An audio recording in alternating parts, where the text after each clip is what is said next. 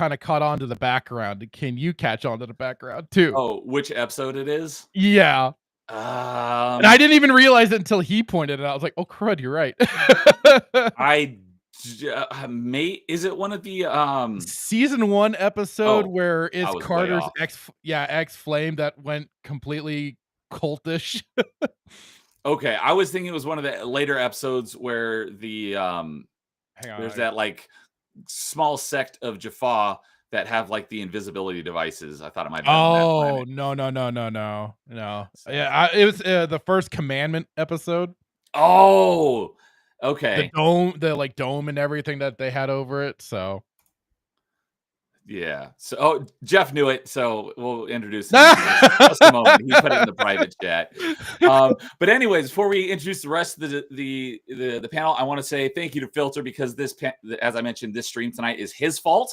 And I mean that in the most loving way possible, because he started on his Saturday Night Sith last year, early last year, he started doing a watch along of each episode. And I was there for the first good number of them, and it got the bug into me to rewatch it. So we're going to get into our history a little bit, but I started rewatching it because of him last February, and I just finally finished rewatching all of SG-1 about a month ago or so, and I was like, we got to do a top 5 episode on this. So thank you thanks to Filter for bringing this episode to be. See, I can bring some positivity and everything to the circles. Yeah, it's not always doom and gloom.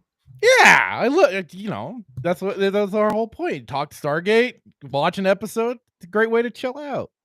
So. All right, next up, we got coming in from the boonies of Wisconsin, we got Jeff from Suns and Shadows. How's it going tonight? Glad you were able to join us. Yeah, absolutely. Good to be here. Love talking Stargate. He's on the road with questionable internet connectivity. So if he disconnects, that's probably why. Hopefully, knock on wood, that's not going to happen. But Jeff is a huge Stargate fan as well. I've been on his channel twice now. He does a Thursday night Stargate Files watch of a couple episodes. I was just on it last week, and that was a lot of fun. So anything you want to say to us before we move along here? Tekmate to everybody on this panel. Looking forward to doing a top 5, because I knew what they were, and I didn't even have to watch them all. Oh, he had it ready to go. I bet for the rest of us, it was a lot of homework, and I'll get to that. A little bit, yeah. But Tekmate, Master Jeff. So, and last on the panel, we got, I think, top 5. Jeff's this first time being on my channel. This is her first time being on this show, not the first time on the channel, but first time being on top 5. We got Gal tonight. How's it going? Going pretty well. I refreshed myself on my favorite episodes today, and it was probably not the best choice, but you'll understand later why that was. But I am really glad to be here and excited to talk about Stargate SG-1. I'm glad you could all make it. There was one other person I invited, but scheduling conflicts didn't allow for it, but maybe he'll be able to join us on a future episode. But so I was mentioning this backstage before we started. This is one of the episodes of top 5 I've had to do the most homework for. Probably the most active homework, because probably the other one I had to do the most homework for was our soundtracks. But that was just listening to a lot of soundtracks where I could multitask. This one I did a lot of, I rewatched SG-1, finished it recently, and then I spent about 4.5 hours today going through every single episode summary, writing down notes, narrowing it down. I got it down to 30, and then I had to narrow that down to 5. So did everyone, it sounded like Jeff didn't have much difficulty coming up with his list, but did Filter and Gal, did you guys have trouble narrowing it down to 5, I assume? Oh, absolutely. You're rude. And like I mentioned in the back room, I hold grudges. So there's that. And what about you, Filter? That's why we made this show, though, because anybody can make a top 10, but when you have to literally pick your favorites and choose what your favorite son is or daughter, it's like... It really hurts. I had to kind of sift through. I knew what some of my favorites were gonna be, but it definitely made some get relegated to the honorable mentions. But it was a little bit tough. I kind of had to, I had to select through. But I also tried to think of some ones that were personal and some that were maybe a little off the beaten path. Maybe one of them that might be off the beaten path. Otherwise, yeah. Yeah, for me, I like to usually assign a rule to myself. Obviously, it doesn't apply to anyone else. To try to spice it up and make it a little more interesting, and maybe throw in some things you wouldn't expect. So I'll talk about that before we get into our top fives. But Jeff, it sounded like you had yours off the top of your head ready to go. Did you just have any trouble figuring out what the order was, or was it just like, oh, this is easy? A little bit. I usually have about my favorite 10, and I just spent more time just sorting between my favorite 10 episodes for what I would choose for top 5. And then I just went in the proper order of which one impacts me the most and sticks with me the most. One is the first episode that really won me over with the show. So that'll always be in a top 5 position. The others are just so good that they convinced me to stick with the show and keep it going. Yeah, if you ask me in about 6 months, this list might be different except for 2 episodes. No, yeah, there's plenty of times on top 5 people's lists, myself included, have shifted or changed on the fly. So Yep. Yeah, the discussion probably leads to that too. I'm sure it's just like, oh, I forgot about that one. So it totally happens. So before we kind of get into things, I just want to say hi to chat here real quick. Got my buddy Dude1286 over on Rumble. Good evening, dude. Yo, Hope you're doing well. Got Static saying welcome back. It is good to be back. Had a lot of fun this summer. I was on hiatus because lots of fun, busy activities, but things are quieted down now, back to the regularly scheduled programming. I'm looking forward to it because I love doing this type of stuff. So Angry Canadian saying SG-1, let's go. I didn't know that you were a fan of Stargate. So maybe we'll have to do a, because, if we have people who like, oh, I would have loved to have been on that, we'll definitely do a part 2 with another panel so that they can rank their top 5. So Angry Canadian, if you're a big fan of Stargate and you want to do a top 5 sometime, time zones can be very difficult since he's, in the land of the rising sun, but maybe we'll be able to make it happen if you're interested. So every Stargate frame in order, who was also on Jeff's stream on Thursday night, who I got to meet. I believe that's him, right? Who was Thor / Dave. He's actually one of our recurring hosts nowadays. Come try it to you too, Thor.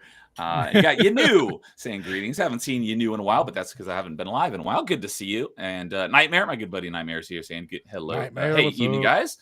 And Star Wars Marvel Pierce, what's up, Justin? How's it going? I'm going to shame Raging Rhino for never doing his Stargate reviews and for not being on this panel. What's up, Neo panel? I didn't know Rhino was also a Stargate fan. So maybe he was, and he was talking about doing like a rewatch through and reviews with a buddy of his. He's at least as far as I know, never did it. He talked about it. Never done it. Yeah, I even dropped into his comments a few times, going, "Dude, totally do it. Let's go." Well, yeah, maybe it sounds like we might already have some people who might want to do a future top 5 SG-1 and with a new panel. So maybe we can get Rhino on that. I've not actually been on stream with him before. There you go. So, so glad you could all join us as we rank our favorite SG-1 episodes. So last thing before we get into our actual top 5s, if possible, if it's relevant to the topic, I'd like to ask a little starting question to kind of get us going. So if everyone could give us a brief little history of how they got into Stargate. So I'll start. My dad rented Stargate SG-1, from Blockbuster or whatever back in the day, and we watched it and fell in love with it. And then I don't think I knew about the show until many years late. I don't know how long later, but we saw, we were big fans of Stargate. We watched it a couple times, the original movie. And we saw Stargate, Children of the Gods. We're like, oh, this must be a sequel. So I rented it and watched it. We both liked it, but there was a scene that we were both not prepared for. And it was very awkward watching this with my dad when I was like, I don't know, like 12 or 13 or something. So the perfect age. The original episode, the pilot episode of SG-1, Children of the Gods, has a scene that has a female full frontal nudity, and we were not expecting that. So I didn't mind it, but it was awkward watching it with my dad.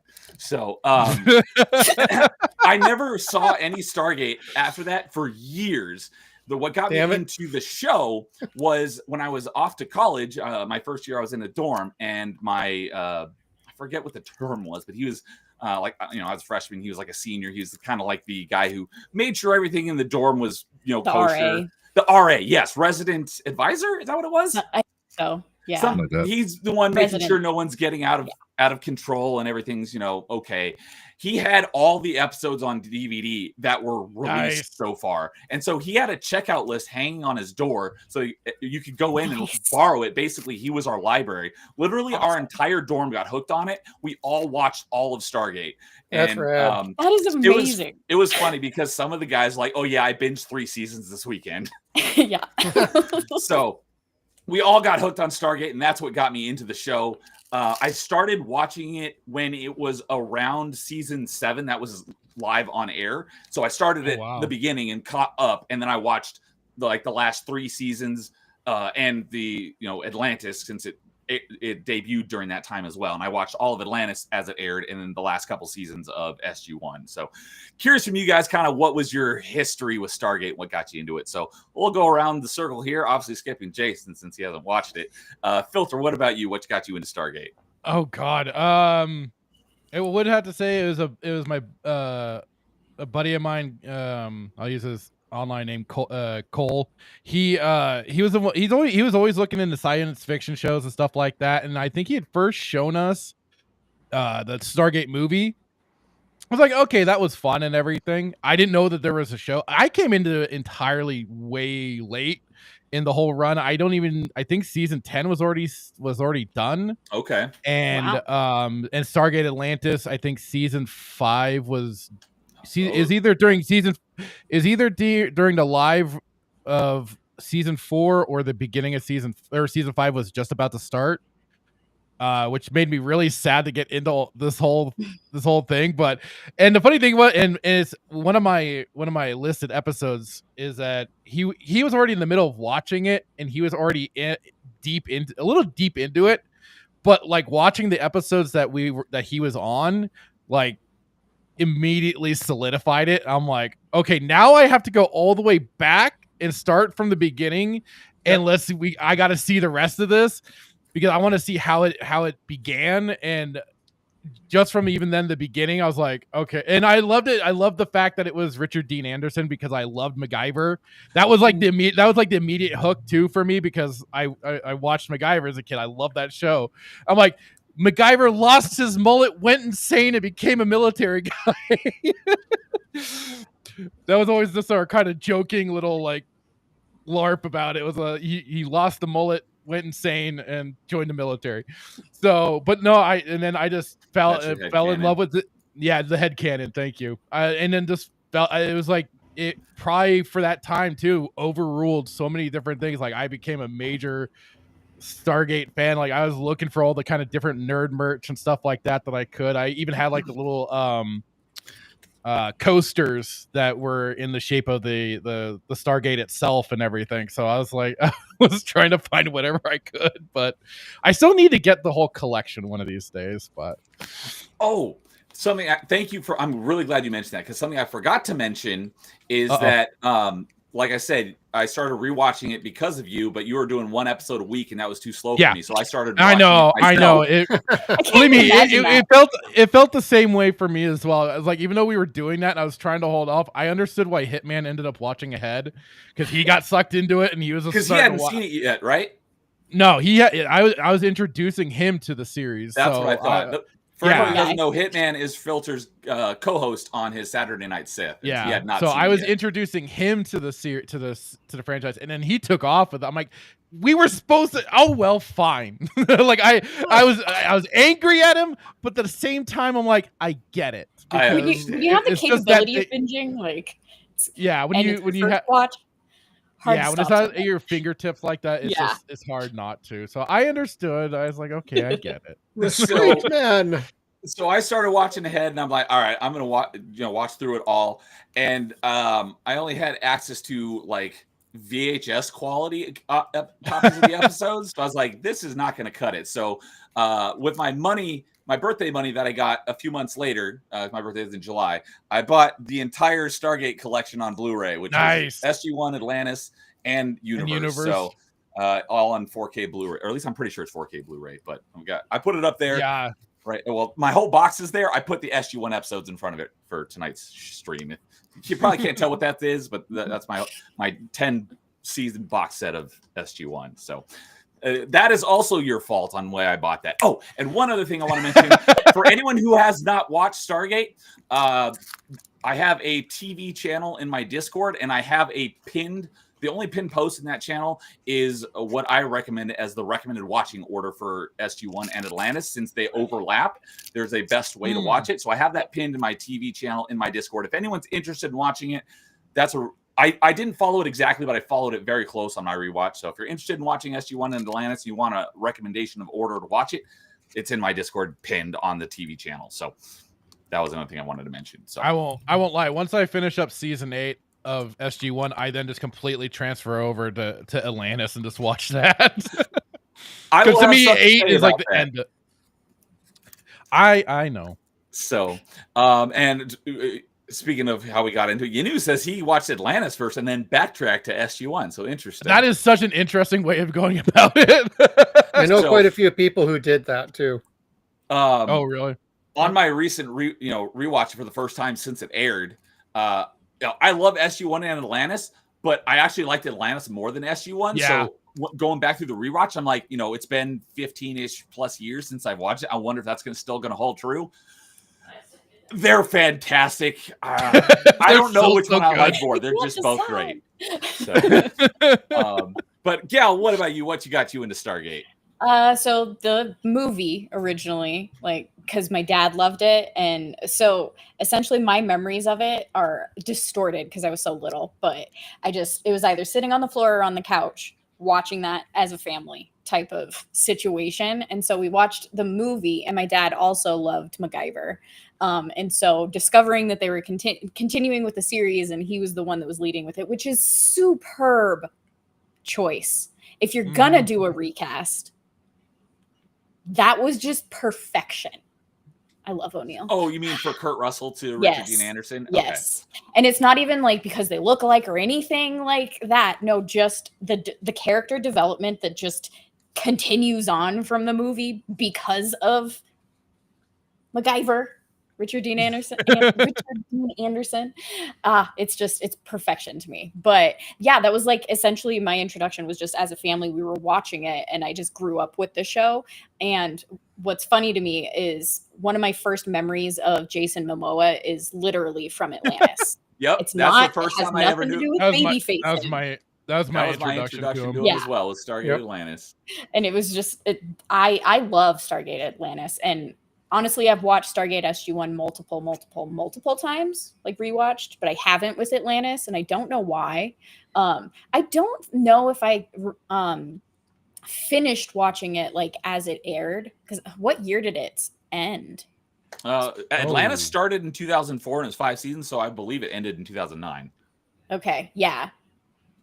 And that's right when I was going into the military. So yeah, I felt at that age, I was transitioning from high school to college and then to military. So I didn't finish it when it was still airing for either of them. And so maybe 10 years ago, my brother had me sit down and rewatch it in tandem with Atlantis. And it's just, it holds up so well. And one of the hardest things about doing this, the top 5, is because these were the golden era of shows where you get a full dinner with dessert on 22, 23 episodes, and then it's 10 freaking seasons of that, and you're gonna make me boil it down to 5 episodes.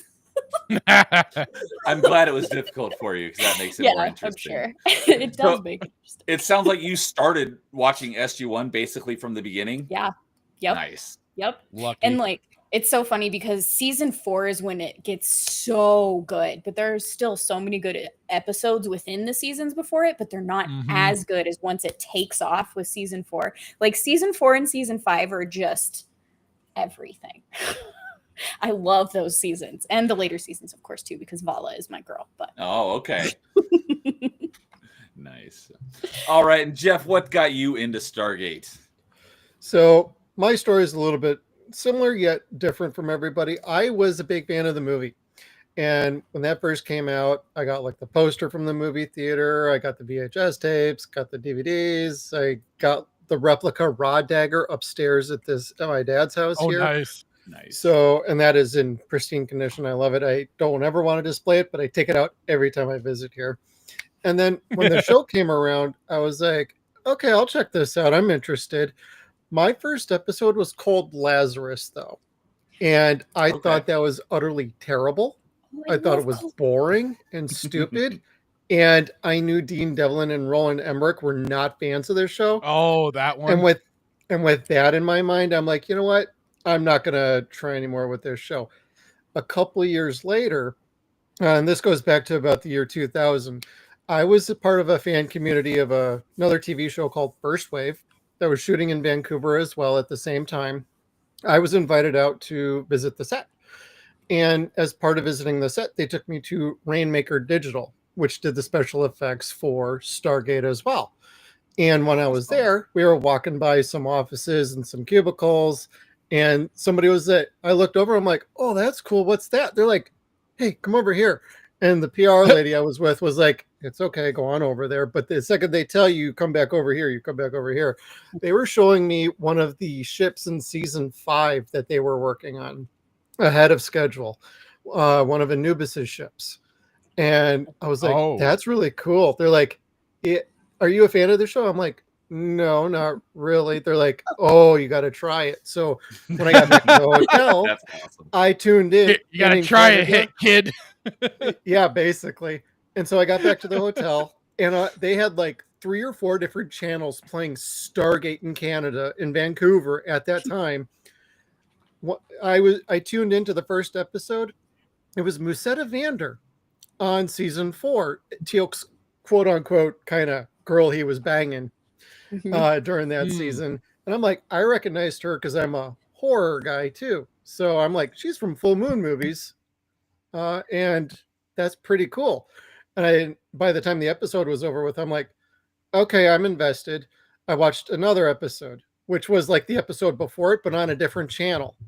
Okay. And so that whole night, I went through probably about like 8 different episodes because they were constantly rotating on the 4 different channels. And that's where I first learned about Space, the Imagination Station in Canada. So you Canucks out there, you know what I'm talking about. And by the time I got back home, I'm like, well, I'm signing up for Showtime and I'm going to start buying DVDs. And I went from season 1 all the way through, got caught up. And then I was recording every Showtime episode on blank cassette tape. And then they came out with DVDs and I threw all the VHS tapes away. And I've been a fan ever since. Nice. So, I guess that answered my question. So cool. Well, that's awesome that you got like to see some of the behind the scenes stuff. That's pretty cool. Yeah, that's pretty neat.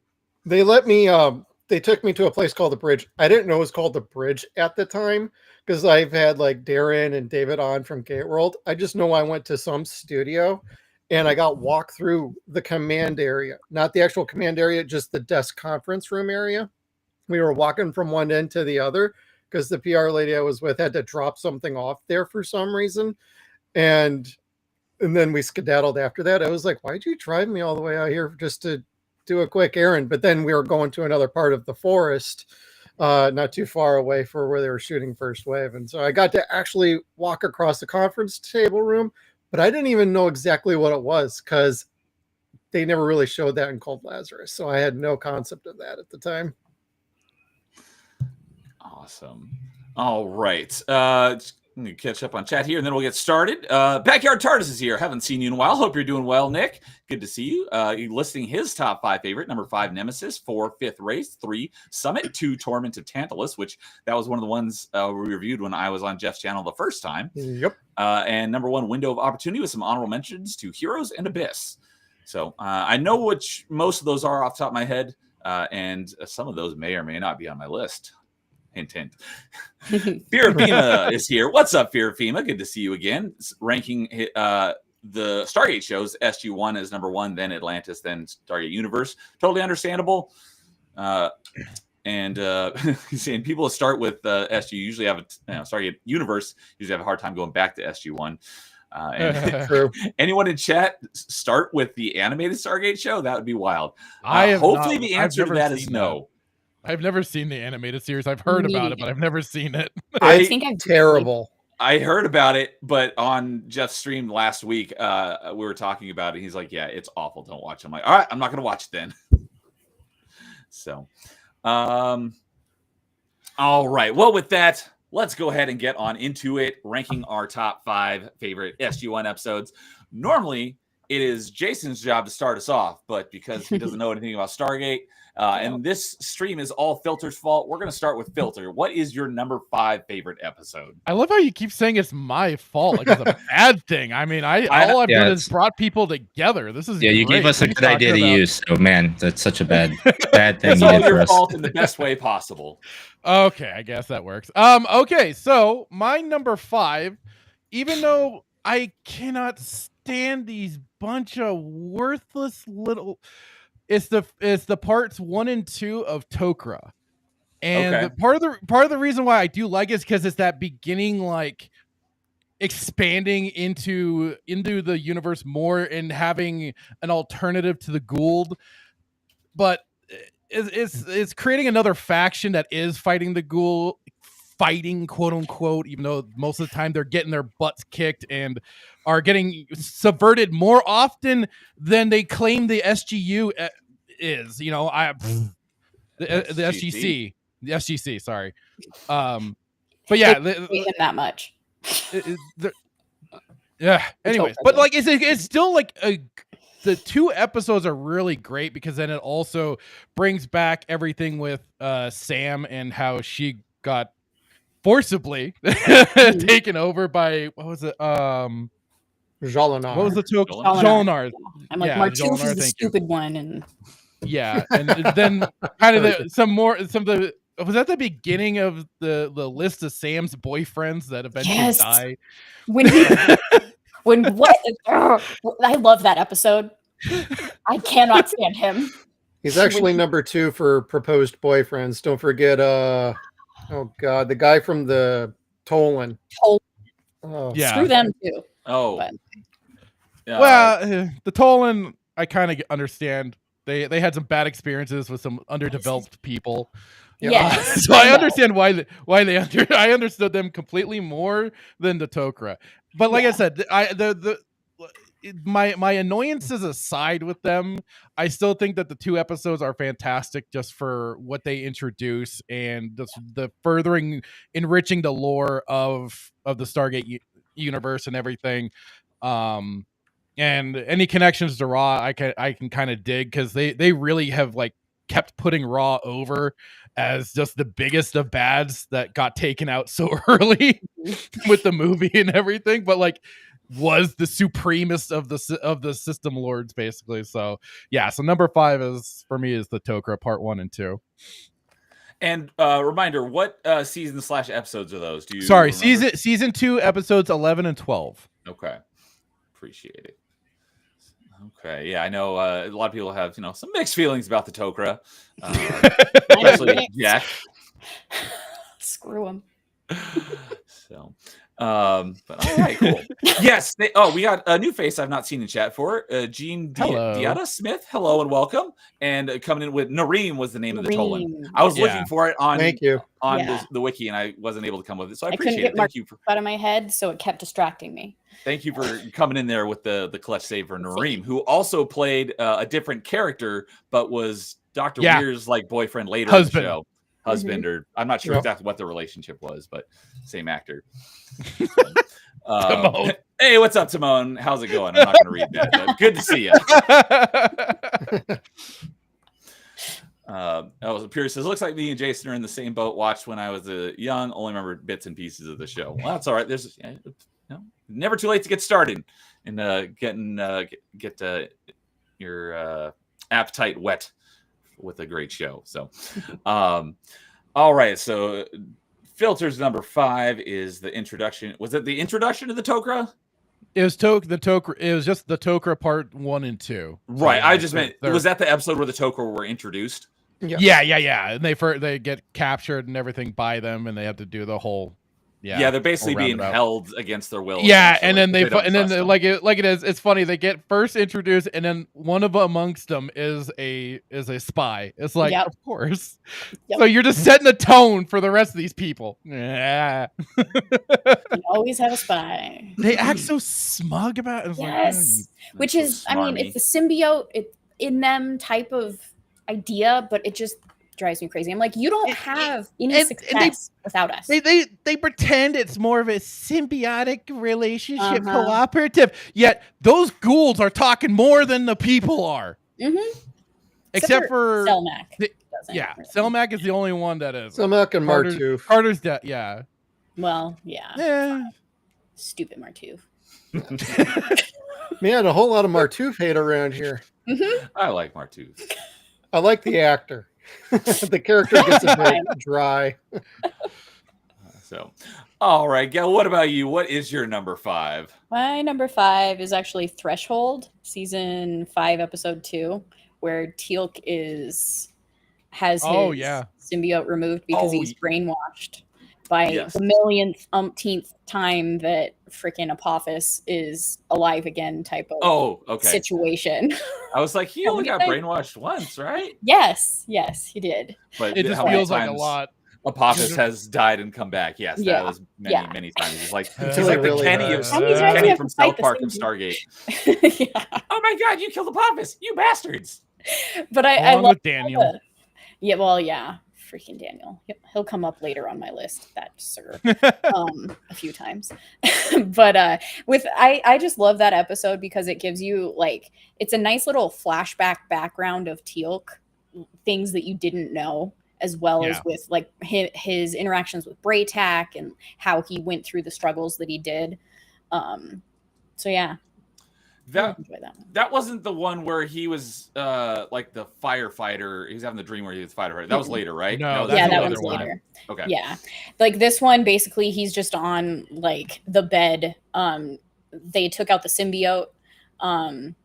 So I can't remember the right. I can't remember. Yeah, Braytac is trying to. Was it the right of Malkshore? Yeah, something like that, I think. But I'm just trying to remember what it was because most of the episode is going on in his head. I'm just trying to remember what was going on in his visions. So he had a friend that failed to do his duty, so Apophis wanted him to kill the guy, and so he takes him down to the planet and doesn't end up killing him, but later he does kill him when he becomes the first prime of Apophis and is ordered to destroy a village. That's right. Okay, thank you. I remember that one now. Yeah.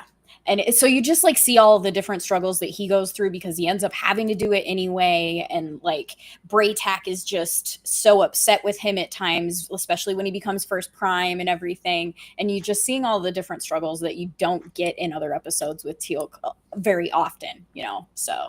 And it was just really good acting. Christopher Judge is underrated. Indeed. Yeah. I see what you did there. Indeed. That was good. Not Stargate related, but a few years ago when he went up on stage to accept an award at the Video Game Awards, I'm like, what the heck does he have to do with video games? And then I found out because I haven't played the God of War games. I found he was the voice of Kratos in the new God of War games. I'm like, that's awesome. Yeah. It's so cool. So, all right. Threshold. Good. Nice. That one was kind of a borderline. Is this in my top 5? I feel like no one else is going to remember this episode, but yeah, so it's like someone needed reminders. When I was reading through every episode summary, I was reading through them on IMDb, so they're written, by people who watch the episode. So some of them, the summaries were god awful. I'm like, I have no idea what you're trying to say, so I had to go to a different website to get a summary. I'm like, okay, I remember this episode now. Yep. But so that's kind of what I was looking for there. It's like as soon as you kind of gave me a refresher, I'm like, oh yes, I do remember that one. All right, Jeff, what about you? What is your number 5?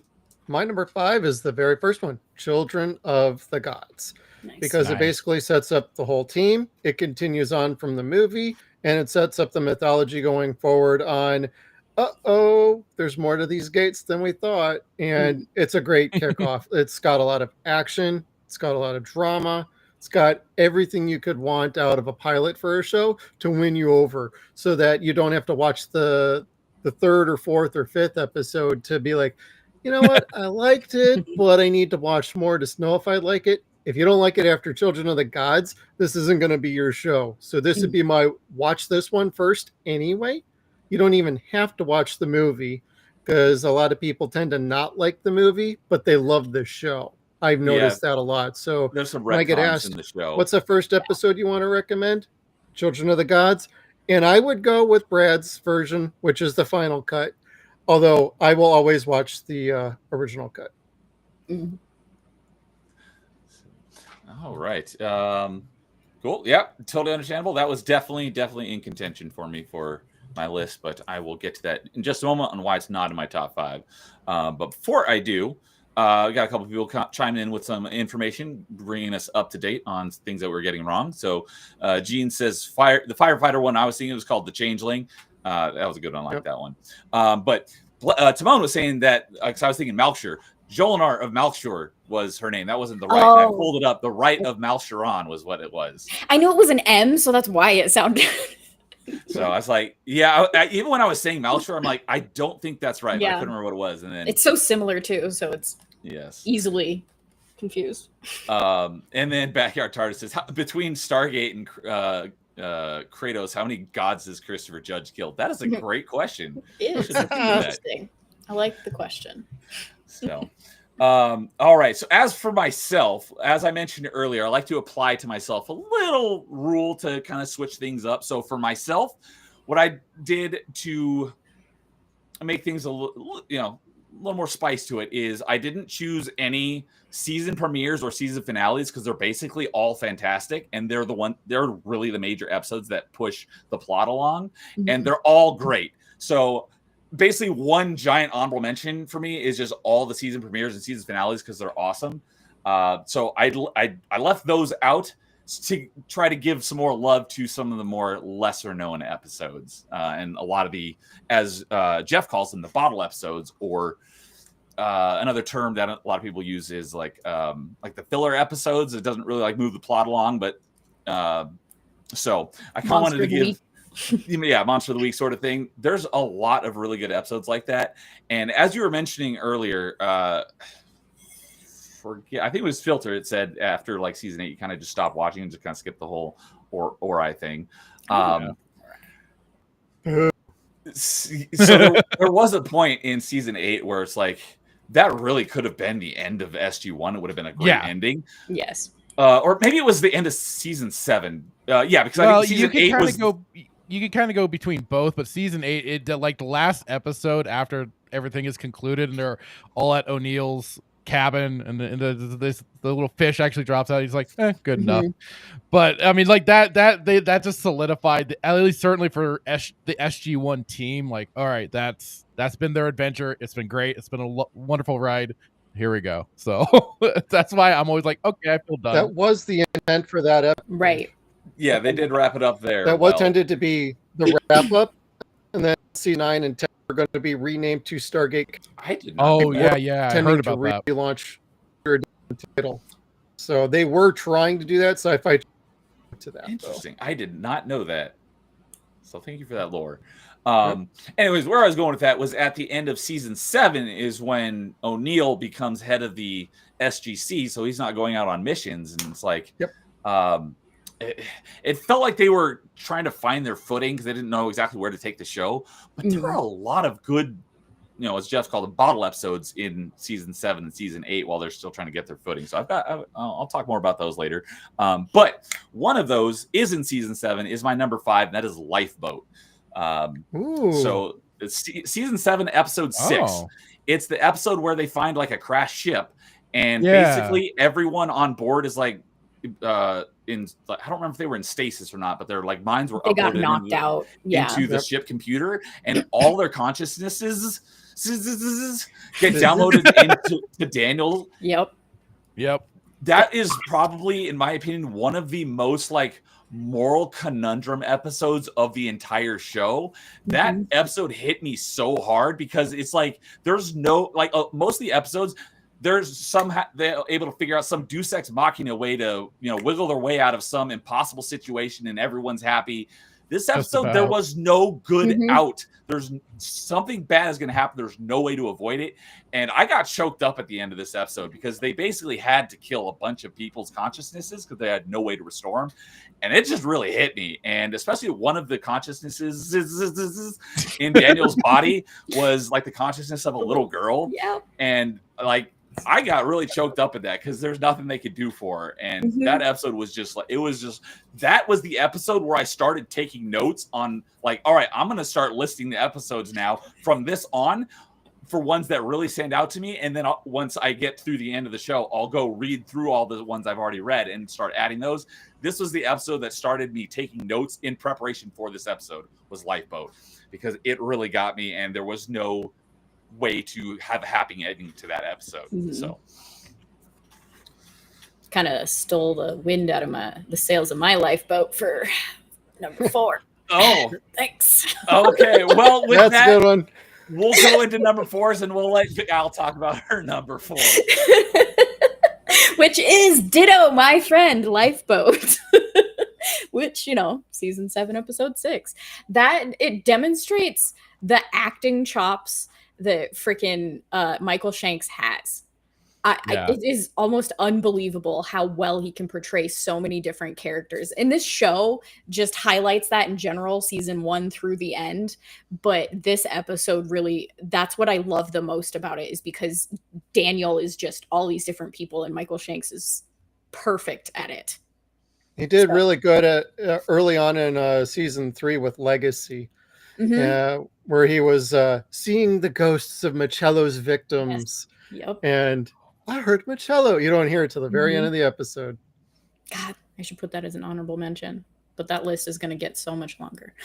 Yeah, we start that. It's going to be a top 100 list for me. I know. We've had top 5s that've gone that way before, so.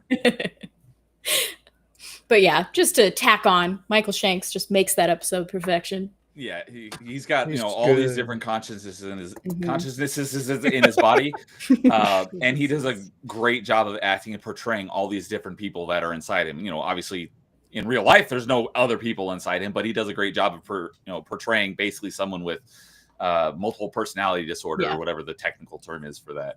So, So sorry to steal your thunder. No, you're fine. I figured that would eventually happen, especially with my top 2. So it's fine. So a couple. Oh, Drew T. I saw a couple other things mentioned in chat. Drew T is here. I haven't seen you in a while because, like I said, I've been offline for a while. Good to see you. He says, "Welcome back. Good to be back." Yeah, and kind of going off what I was saying with season 8. Timon says season 8 was almost just entirely filler. There's a lot of good filler in that season, though. I got a lot of honorable mentions in that. Oh, and Gene says Kieran was the little boy, and yes, heartbreaking. Oh, okay. I must have got mixed up. I thought it was a little girl. I thought it was a little girl too. A little boy. Then she seems to. If that is a woman, I'm assuming based on the name is a woman, but I could be wrong. So correct me if I am getting that wrong. But thank you for pointing that out and bringing that to our attention. And a good buddy Christian Frady is here. Good evening, Christian. Hope you're doing well. Nick says probably nobody's top episode was Disclosure. Is probably the best clip show in all of TV. I don't even know it by name. Is that another show? You're gonna have to fill us in on that one because I don't remember seeing that as the name of an episode. Oh no, I'm 17th episode of the 6th season. Oh, okay. Yeah. Oh, I think it's the one. Yeah, it's the one where they reveal the existence of the Stargate program to the other major nations leaders. Yeah. Yep. Gotcha. And that's where Thor gets to kind of put Kinsey in his place, and I love it because he's like Supreme Commander. Yeah, that's what Nick said. He said that's Supreme Commander. That was good. Yeah. Because I thought you were going also voiced by Michael Shanks. Yeah, no, that's right.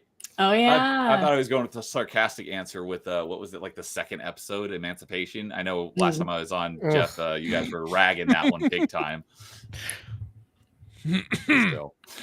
All right, Jeff, what about you? What is your number 4? My number 4 is Solitudes from season 1, and that's where you find out that there is a second gate on Earth, and they save that reveal towards the end of the episode because you got Sam and Jack trapped on what they think is an ice planet and another gate, and the DHD doesn't work, and then everybody's just trying to figure out they had to go somewhere. We got to figure it out. And my favorite part of that episode is when Daniel Jackson is trying to convey what he thinks happened to General Hammond, but he looks at Teal'c and he says, "What do you happen when you call your own phone number? Wrong guy to ask." And then I love that scene. Yeah, it hits a busy tone or a dial tone, and so there's got to be another gate. They find it on Antarctica, which Antarctica will ultimately play a much bigger role in later seasons. Which is like, how far off were they from the city there, do you wonder? Right. You know, that's the big thing. I think the city's more in the center, and this was not too far from it, but how would they detect it by sonar? Right. It makes you wonder. Yep. Yeah, that is a great moment. Wrong guy to ask. Yeah. I love it. They do some of that in Atlantis as well when they're talking to, you know, some of the people from the Pegasus Galaxy about stuff from the Earth, and they're like, "Yeah, you have no idea what I'm talking about." So good one. Yeah. So that's the discovery of the second Stargate. When I was rewatching this, there were so many things that I was like, "Wow!" I thought these episodes were like way later, and then like a bunch of these episodes that I thought were in like season so many in season 1. I'm like, so wow, many early seasons really hit. They were really establishing things early on. And that was one of them. I could have swore that was like in season 3. It's like, nope, that's in season 1. It's like, I did not remember being that early. All right. Let's see here. Filter, what's your number 4? Okay, so my number 4 is from season 6, which I've heard some people are very iffy on because of Jonas Quinn. I personally like Jonas. I thought he was a great character. I like Jonas. One thing. Well, I've seen around some of the areas of the interwebs, he wasn't very well liked at first, but while we're on the topic of Jonas, this is the SG-1, you know, the whole 10 seasons. Why the heck is Jonas here and not Daniel? Not Daniel. That annoys the bejesus out of me. He was in 1 season. Daniel's in like 8 seasons. Channel promotional images. What is up with that? So that's my little funny nitpick about the box set art. That's funny. Michael Shanks got overruled by Nemec. I feel like it's someone that someone was bitter about Michael leaving the show to go to theater. So they were the one person that made that decision, and they were just what was your theory there, Jeff? Oh, it's more of like what I would have done with Atlantis. Instead of Rainbow Sun Franks, I would have sent Corin Nemec as Jonas to the Stargate Atlantis team in show, because then he could have been the emotional core that was needed and that was lacking. Yeah. And he understood all of Daniel Jackson's work. And he could read Ancient. Yeah. He could figure that would have been the best fit for him. Yeah. And it would have given a whole nother dynamic to the team and something more for him to do, because within another season, they're already off to Atlantis. So it would have been a perfect fit, in my opinion. Kind of closed off his planet too, as I recall. Yep. And his status was unknown, basically. Like they weren't sure if he got killed by Anubis or not. It was very like ambiguous at that point. But for my episode is sorry to derail you. I kind of helped derail it myself. So the season 6, episode 6, Abyss, where O'Neill and O'Neill's fleeing.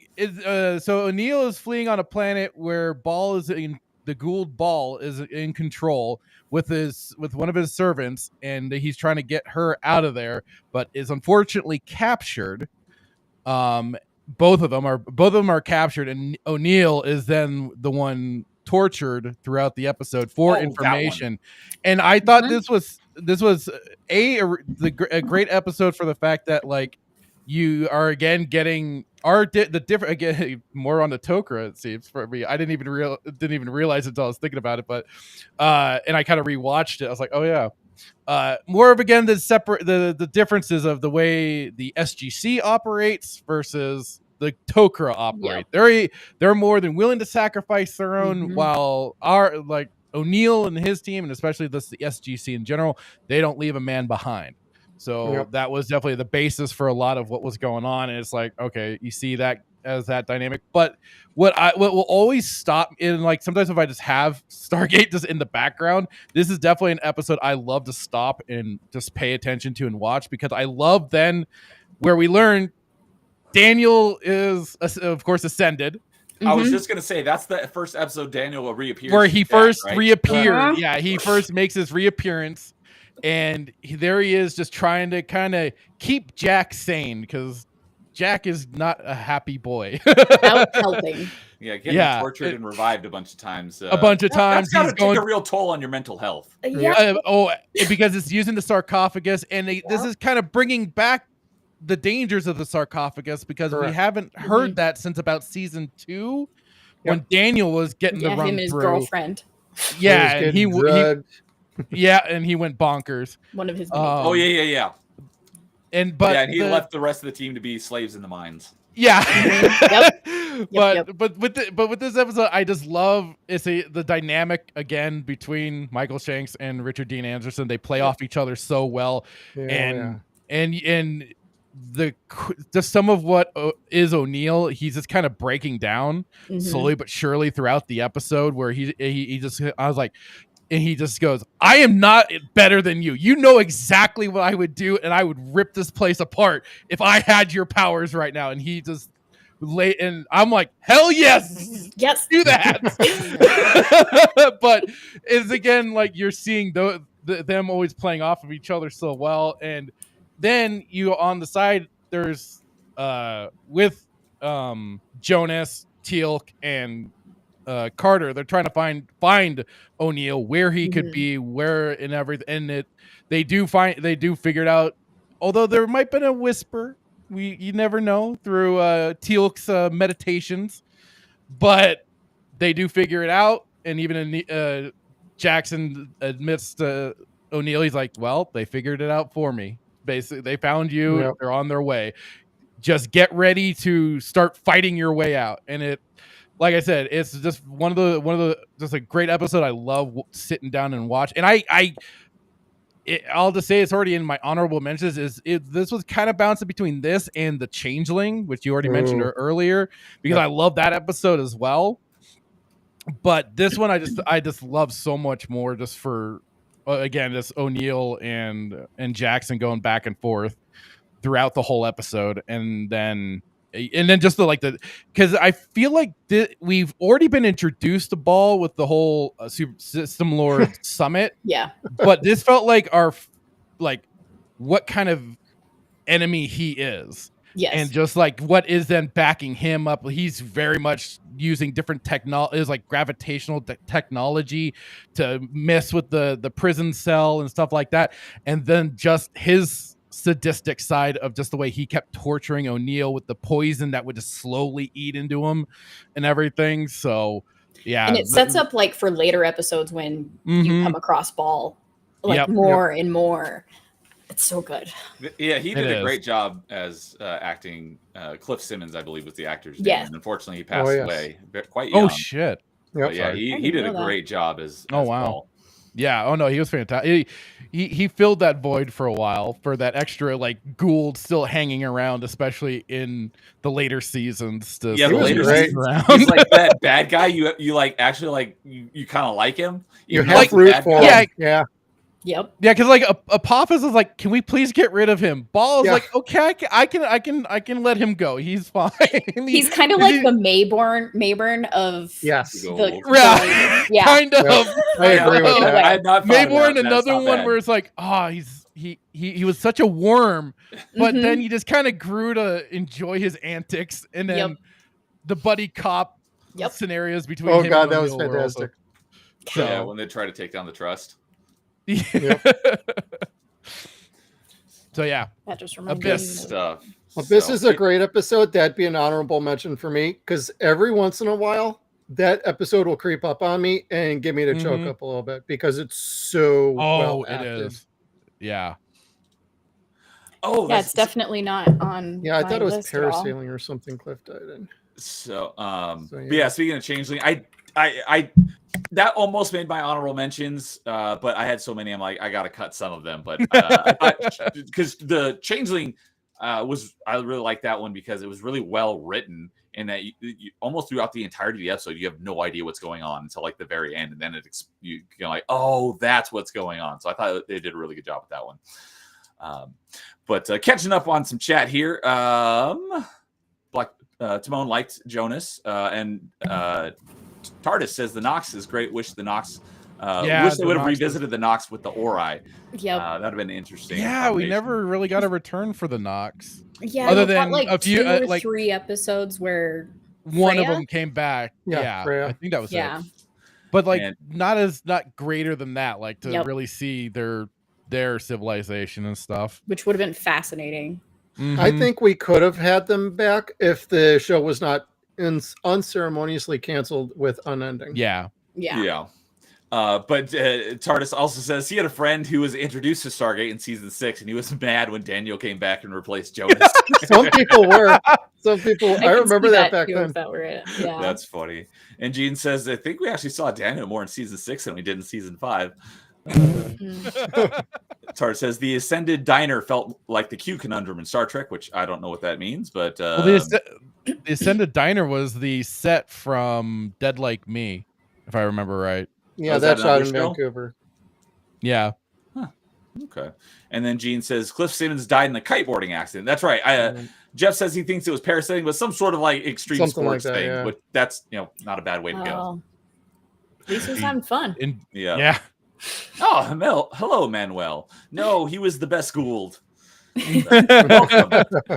Yeah, TARDIS says Rip Cliff, such a kind soul who was big into dog rescue. I did not know that. Yes, yeah. he was. That's awesome. He seemed like he would have been a cool guy to meet, and did a great job of portraying Ball. So, all right. Well, then that leaves me for my number 4. And like I said, there are a lot of great filler episodes in season 7 and season 8.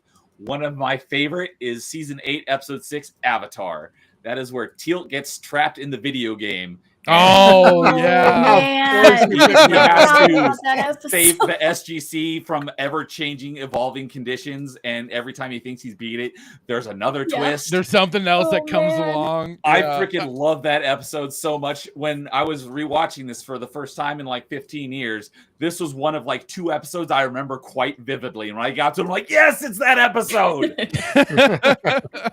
So, I mean, Teal'c trapped in the video game, everyone knows exactly what you're talking about. Yeah. I mean, what a metaphor for the seasons of the show too. Is like he keeps going through and everything escalates. It's like nothing ends, or at least it certainly looks like no end in sight. So yeah, he has to, there's a set. He thinks going into it, it's just a training thing, but it turns out you can't get out until you beat it, and it's basically learning from him. So every time it gets smarter and smarter and throws in more twists and turns, and he basically has to beat it. And there's a point where he's on the verge of giving up, and then I forget, was it Daniel or Jack? One of the 2 of them went into the simulation with him and helped him out with like the whole like lag delay thing, so that he could finally beat it. But yeah, I think that was Daniel. Stop the whole SGC from the bomb blowing everything up, and every time that he failed, it took a physical toll on him as well. So he couldn't do it forever, otherwise it was going to kill him. Such a fun episode. I love it. It's just basically like the I don't want to say predecessor, because the concept of like VR probably existed back then, but VR wasn't as prolific as it is now.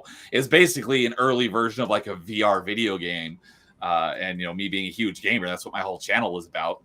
That one just really stuck with me. So that I love that episode of Avatar. So hopefully I didn't steal anyone else's thunder with that one. Nope. I had forgotten about that one. So, all right. With that, we'll go into our number 3s. Let's go. Jeff, you want to kick us off for number 3?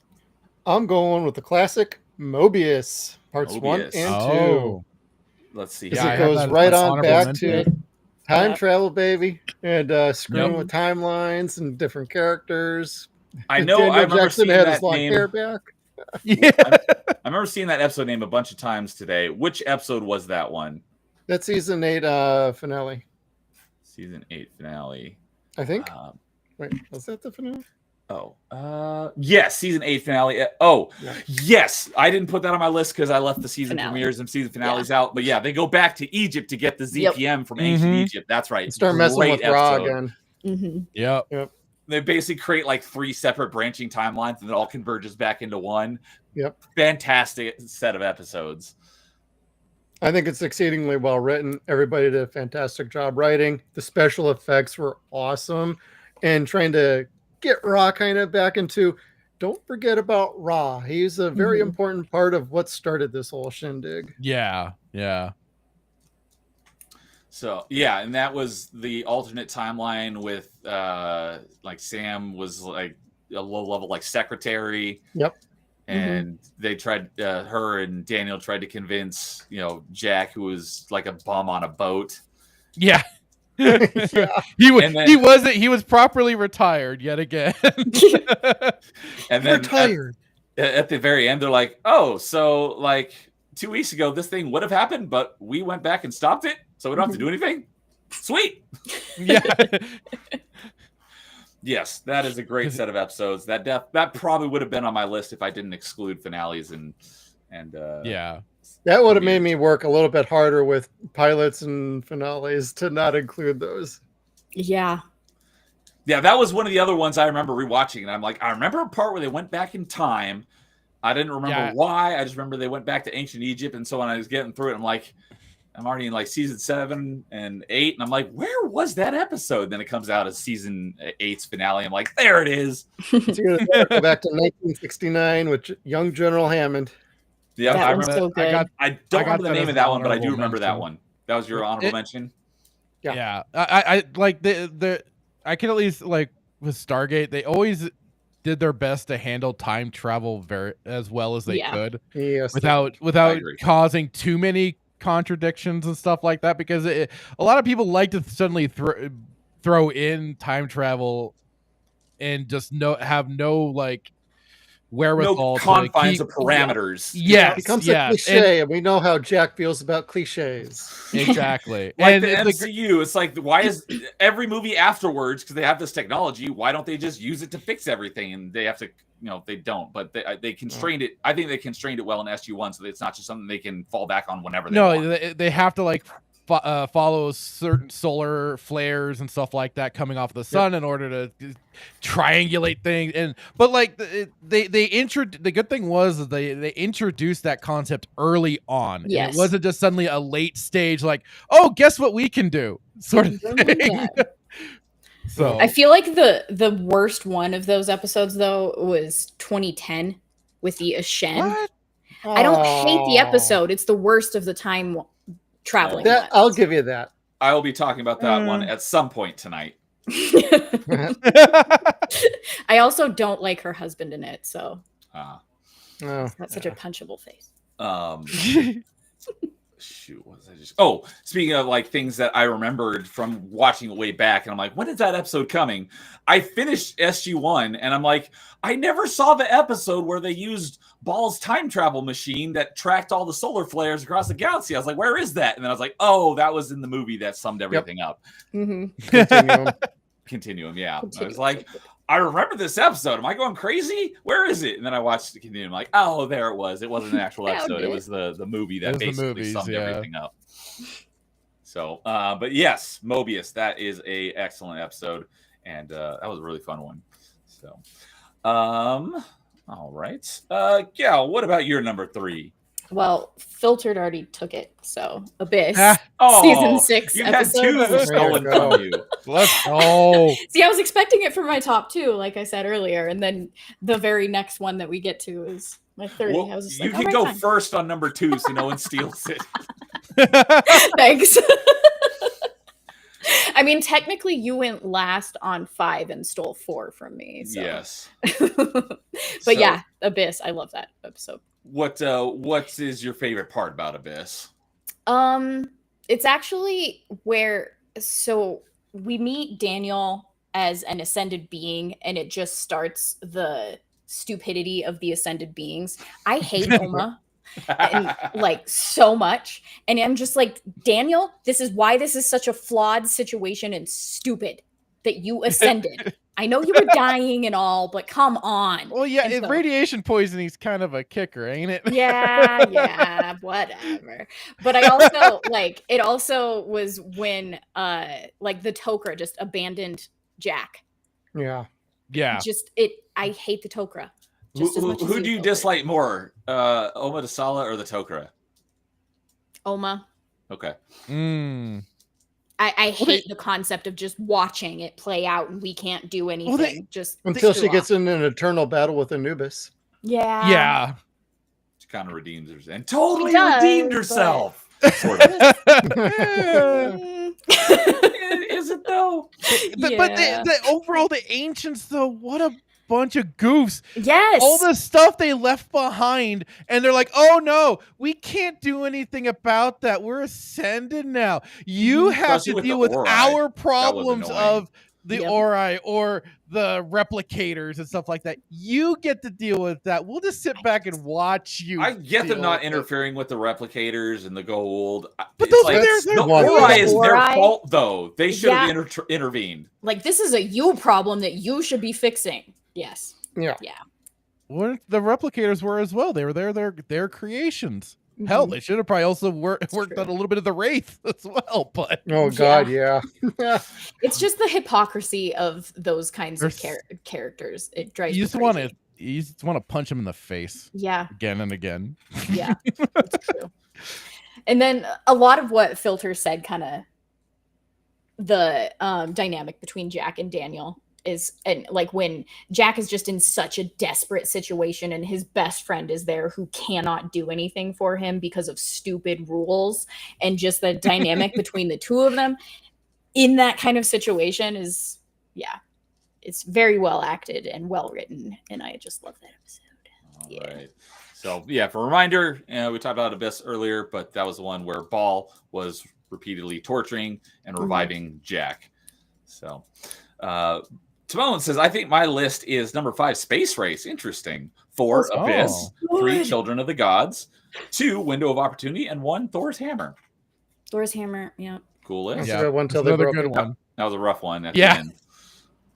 So, all right, let's see here. I've gone last a bunch of times, so I think I will go and then let Filter finish off our number 3s. So, speaking of Black Pill Timon's number 2, Window of Opportunity is also my number 3.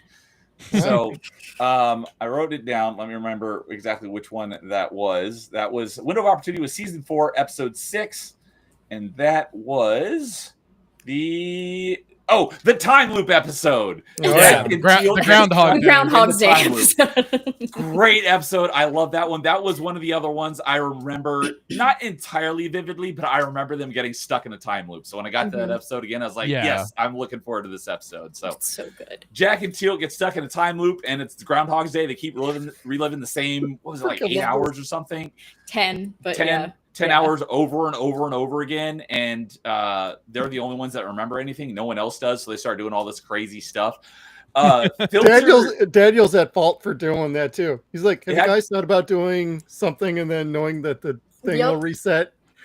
And He's it's just like, like, because I would hey, wait a totally minute, be we're doing outta things here. I shouldn't. Yeah.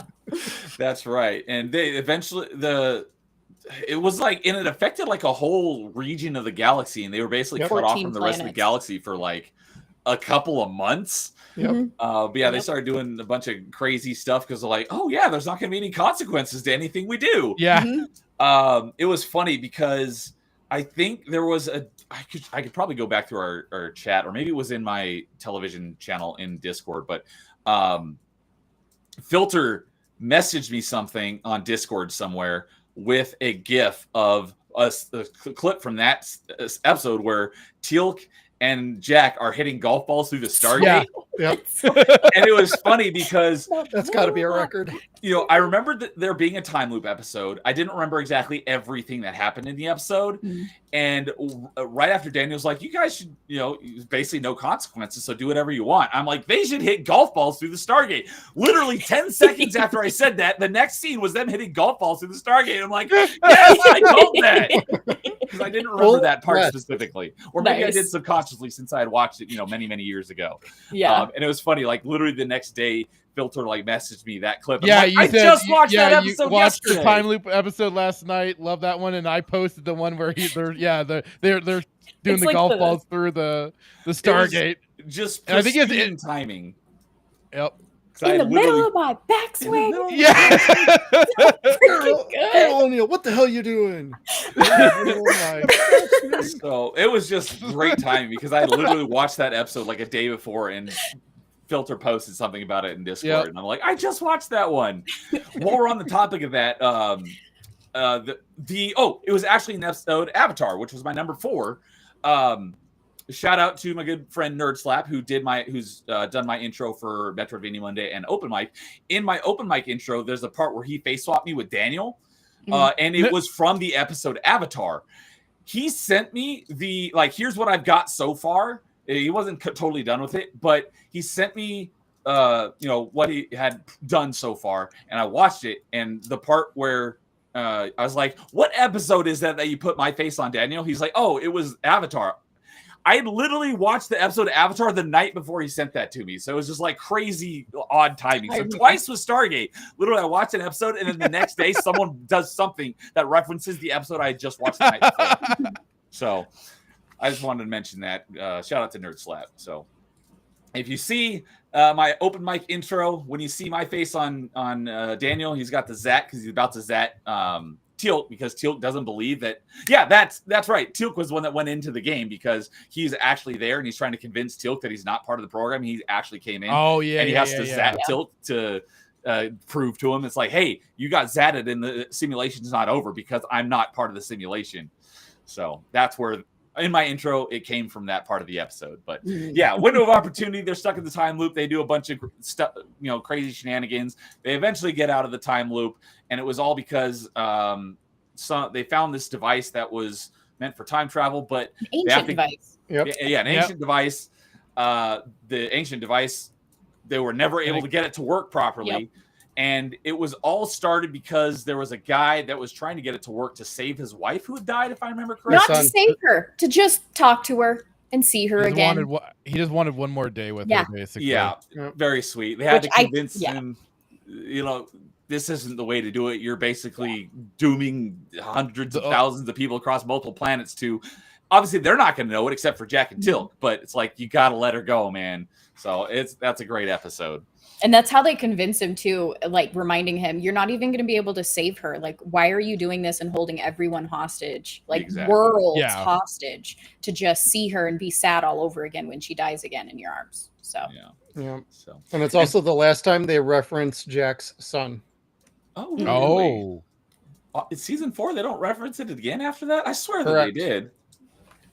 Yeah, they did kind of drop that a little bit. Interesting. So, all right. And Tardis says Window of Opportunity is also rated best by fans. Understandable. Great episode. And Timon says, here's my letter of resignation. And then he kisses Sam. That's right. Yeah, because she's like, Colonel, what are you doing? And he's just like, turning in my letter of resignation. And then, so I can do this. Yeah, and I recently too, Joseph Malozzi, who was part of the writing staff for Stargate and stuff, he was posting it on Twitter about that episode recently, and he said how much of an important thing it was that they made sure he handed in the resignation first, basically solidify that, so then he could, within proper Air Force terms, So then, even though no one's gonna know about it. He still followed the procedure. Yeah, he still followed procedure. What's hilarious even more about that is when I was recently, because I'm in season 5 now.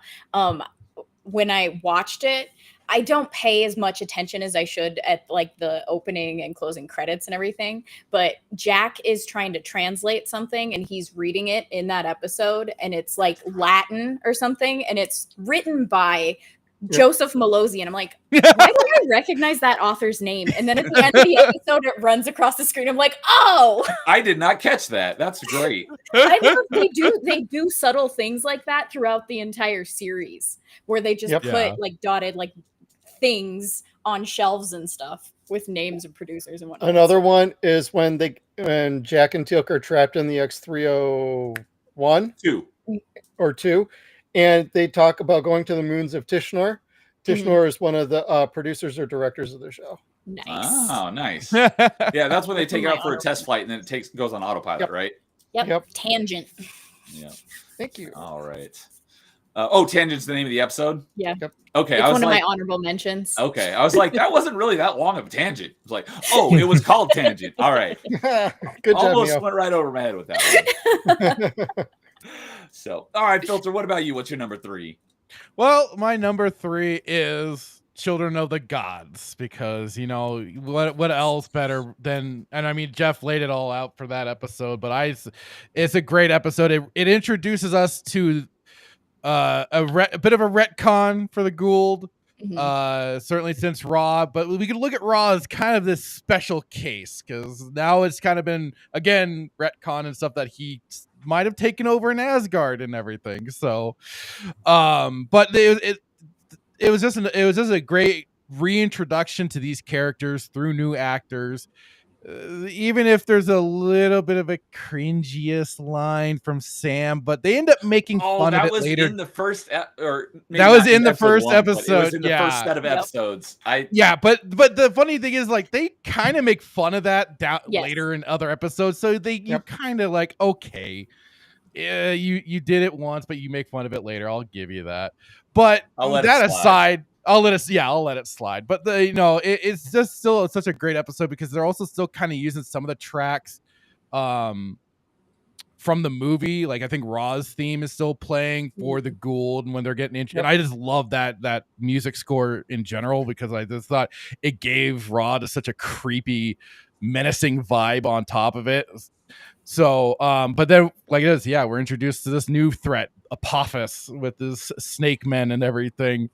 And of course, yes, as Timon is pointing out, the bush was unleashed.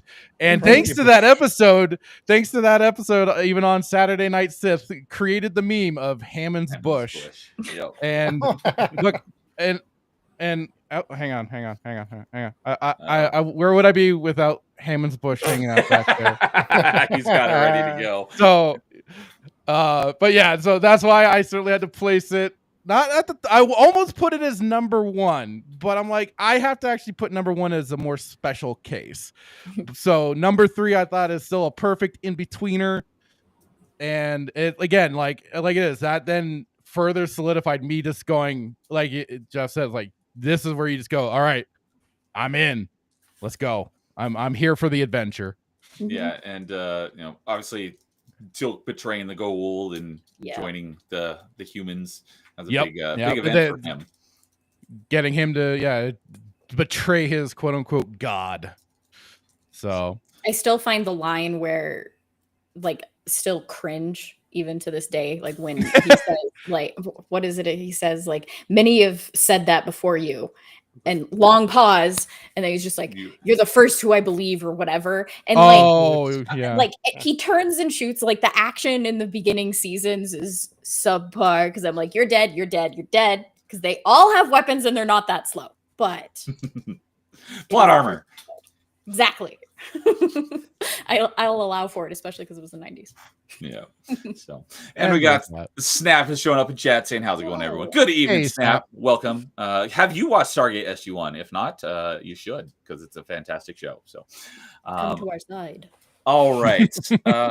Well, then we'll give Gal the opportunity to start us off with number 2s. It's funny that you say opportunity, because you like to steal my stuff. I did it again! Window of opportunity! Oh, no! Spoiler alert, it's my number 2 as well. Oh, my goodness. It's such a good episode. How can it not be in the top 5? Like, there's a reason it's a fan favorite. And it's I'm the only one that has it as an honorable mention then. Okay. Wow, so I'm judging. Window of opportunity. I mean, I love the episode, but both Gal and Jeff's number 2. I fought with this. So I wonder what episode is going to end up being number 1 on the group rank. That'll be an interesting choice. So, all right, go ahead and tell us what you love about Window of Opportunity. If there's anything I didn't already steal from you, I'm sorry. Oh, there is. Like, when you finally get to see what happens every time Teal'c wakes up. Oh my like, God, right? You know what O'Neill has to deal with. Like, a question that he gets from Daniel, he was not listening to the very first time around. Yeah, and he's always eating the same Fruit Loops. But that's just my opinion. What do you think about that? Yes. Was what was it? Was Teal keeps getting hit by someone coming out through the door? Is that From a what- door. Yeah. And I when take the Jack question was from Daniel versus the door. Yes. Well, and like when Jack is complaining about it, I can't remember exactly what Teal'c says, but he was just like, just be thankful. Like, mine isn't exactly pleasant either. You're And not then the it only one who must deal with goes. some discomfort, O'Neill. And then when Daniel gets hit by Sergeant Silas, Siler. Siler, every time, like coming around the corner, he never gives him an update until like they get a little on the edge, tired of it. He's just like, you know what? You're better off in here, and comes to meet him first. There's just so many good parts in that episode. But yeah, it's definitely one of my favorites is when Teal'c slams the guy, like doesn't even let him Right talk. through He's just the like, door, go back yeah. in there. He gets fed up. It's just so good. Yeah. Basically the entire thing, but yeah, those are the parts you missed. Yeah, I did not mention those. So I'm glad I didn't steal absolutely everything from you. I did Well, like the touch of when he kisses Sam. That's actually the last loop that they go through. Oh, was it? As And well. then he's smiling in the next shot, like, Yep. Yeah. Mm, Big grinning idiot. why are you smiling? He's just like, I did not realize that was the last loop. Yep. Well, then it- I watched it last week and I didn't either. And then upon rewatch, I'm like, oh, that's the last one. Like good timing and everything. It's so great. That is great. Well, and it's just funny as they're trying to crack the code. You see them slowly but surely learning how to juggle and everything. Yes. It's oh, like- yeah. And O'Neill with the Daniel crazy turns face around. with the ketchup and the mustard. Yep. Oh yeah. Yep. And Daniel juggling when he turns around to see it, he's just like, guys, this is kind of important. And they're like, no, we've already gone The through audience this. is like, we don't care. We already know what you're saying. We've already been through this a million They times. can probably teach you everything. Just let them be. So, And while we're on the right topic, for them to screw off. oh, what were you gonna say, Filter? No, just that. Yeah, they were like, we're taking this loop off. Take this loop off. Yeah, that's right. So another great, no, completely unrelated to Stargate, but shout out to Edge of Tomorrow, another time loop movie. Awesome movie. If you haven't seen it, I The definitely end recommend it. pisses me off, but it's still a good movie. It's a I great need to see movie. it still. It's a great. It's Groundhog as an action movie, or Groundhog's Day as an action movie with Tom Cruise and Emily Blunt. So if you haven't seen Edge of Tomorrow or Kill, Live, Die, Repeat, or it had like 3 different names, but ended up being Edge of Tomorrow. Awesome movie. I need to rewatch that one. It's a good movie. So, and then Timon says, Filter, you better not have emancipation on your list, which I mentioned earlier. I'm pretty sure it's not. All right. Jeff, you were also window of opportunity, I believe. So sorry for stealing your thunder as well. So I think the only one I haven't stolen any thunder from is Filter so far. I think so. Huh, what do you know? So anything that we have missed so far on window of opportunity that you want to make mention of? No, I think we've covered just about everything. The only thing I'd say about it is every time I watch it and every time it comes up in conversation, natural or whatever, it always puts a smile on my face because it's such a fun episode that actually ends with some poignant messaging at the end where it's like, Yeah. sometimes you got to let it go and move on and mourn or whatever you got to do. And it's like, that's the right kind of impact you want for an episode. And season 4 is just amazing. Right after upgrades, this is awesome. So I'll be mentioning that at some point tonight as well. Me too. That was actually just 3. So window of opportunity was season 4, episode 6, and upgrades, as you just mentioned, was season 4, episode 3. So, Yep. But yeah, window of opportunity, great episode. So, Mhm. all right. Well, that is 2 birds with 1 stone. I guess that leaves it between me and Filter. Filter, I think you finished off last time, so I guess I'll finish off number 2s, or I'll go and then no. You go with number 2, and I'll finish off number 2s this time. Sorry, I'm getting myself very confused. So, Filter, what's your number 2? Well, my number 2 is season 7, episode 1718. Heroes Part 1 and 2. You're welcome. You're welcome, Gal. Now Filter's also stolen from Gal. Oh my goodness. I got to say Wait, one. because did we? One Did we? single. No. Wait. I just realized. Gal's just getting robbed the whole night. Weren't we gonna have Gal go first for number 2? yep. I went Anyways, first. so- You've already stolen it. Okay, so yeah, So I feel so bad for Gal tonight. But there's still it could show up in multiple different places, so there's still a little bit of tension left. Filter, go ahead and remind me of what Heroes was. Oh God, but yeah, Heroes Part 1 and 2 is where the SGC has a film documentary crew coming along to kind of record the days and goings-ons at the SGC. They're interviewing a lot of the key team members, particularly SG-1. And no one's really particularly happy about it. Nobody really wants to deal with these people, but the lead film guy is really like insistent on trying to capture as much footage as possible, but everybody kind of wants to kick them out. Understandably so. They're kind of obnoxious, but I mean, it's kind of like, there's parts of it where it's kind of slow, but they're building, and you just gotta love then Teal'c as they're trying to interview him, and just him just being Indeed GIF. The Indeed GIF that is the GIF synonymous throughout the exactly. So, Indeed. but then it does start to boil over when they got a sudden, one of the SG teams is ambushed by some Goa'uld. They have to go out and then even SG-1 goes out because they need backup. It's a big situation. Just remember, and they are that episode. Yeah, and then they start playing with you a bit. They start messing with you a little bit. They're trying to they're really playing with this. They swerve you. They're throwing you around because they show reactions of what's happening with Carter and everything. They're like, only certain people would get that kind of reaction out of her, who could have been either mortally wounded or whatever it may be. But like you almost start to think, oh crap, is it O'Neill? And then that reveal is like, oh crap.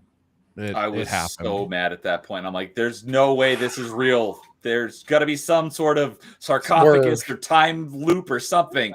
Right. And it was real. It's another set of duplicates from like it's another robots or something. The Tin Man. But man, like how they tell you who it is too. Like it's just that video that Daniel gave the guy on the little camcorder. Yeah. Because he it wasn't Daniel recorded. Yeah. No, it was one of the SG team members, wasn't it? So it was Daniel's camcorder that he always brings. Okay. And there's a guy whose wife is pregnant back home, and he got injured.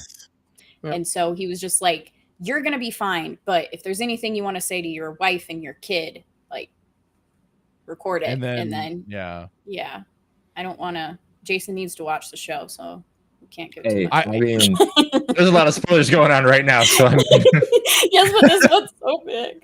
Well, and for this episode, because this is like the episode that a lot of people will talk about as like a top episode for SG-1, and that's why I just withheld right now from giving the reveal, because I don't want to. I think it's a great episode that you kind of have to experience and watch it, and especially because it's going from seasons 1 to this point is big, because it's also just like you have the threat of Anubis, what he's posing towards the and this is kind of one of those big moments was like, oh, you see just how much further, I mean, he's already solidified, but just further how much like Anubis is pushing against SG-1 and the whole thing. So yeah. It's intense. Yeah. Well, like I said on Sci-Fi Channel, they were smart and they didn't tip anything off with their tip trailer at the end of the episode teasing for the next week. Yeah. And they kept that the whole next week. Like nobody knew squat, and nobody was talking anything about rumors or anything from behind the scenes or anything. They actually kept it quiet for a full what week. a time. I was impressed. Right? And even the episode itself, the entire time, you're like, just tell me who it is. Yeah.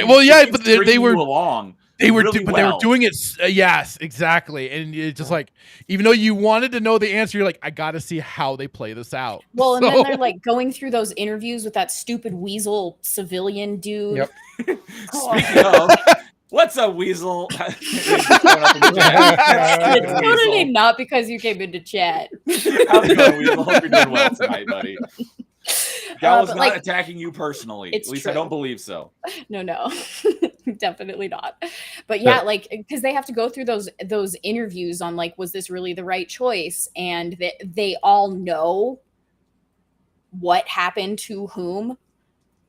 And they are just at that point of just like, this is such bullshit that I even have to be here for this interview, not even the documentary one. Like, go away. Yeah. You have no idea what it's like out there. You don't know what choices you would make. And Oh, we was have that Woolsey? questions. Was that Woolsey? I think that's the guy his that was name. there doing Yeah. like followed up with the whole Yeah, I think Richard so. Woolsey. Yes. Yeah, because Woolsey I is think part of so. IOA, but he's not the Yep. one leading the documentary. No, it not was that. the No, other no. He guy, was. though. So He they're just came dealing in for both the. with- Yeah. Yeah. So. All right. Yeah. That just remembering that one. It's like, oh yeah, I remember that one. Got me a bit choked up as well. So. It hits. All right.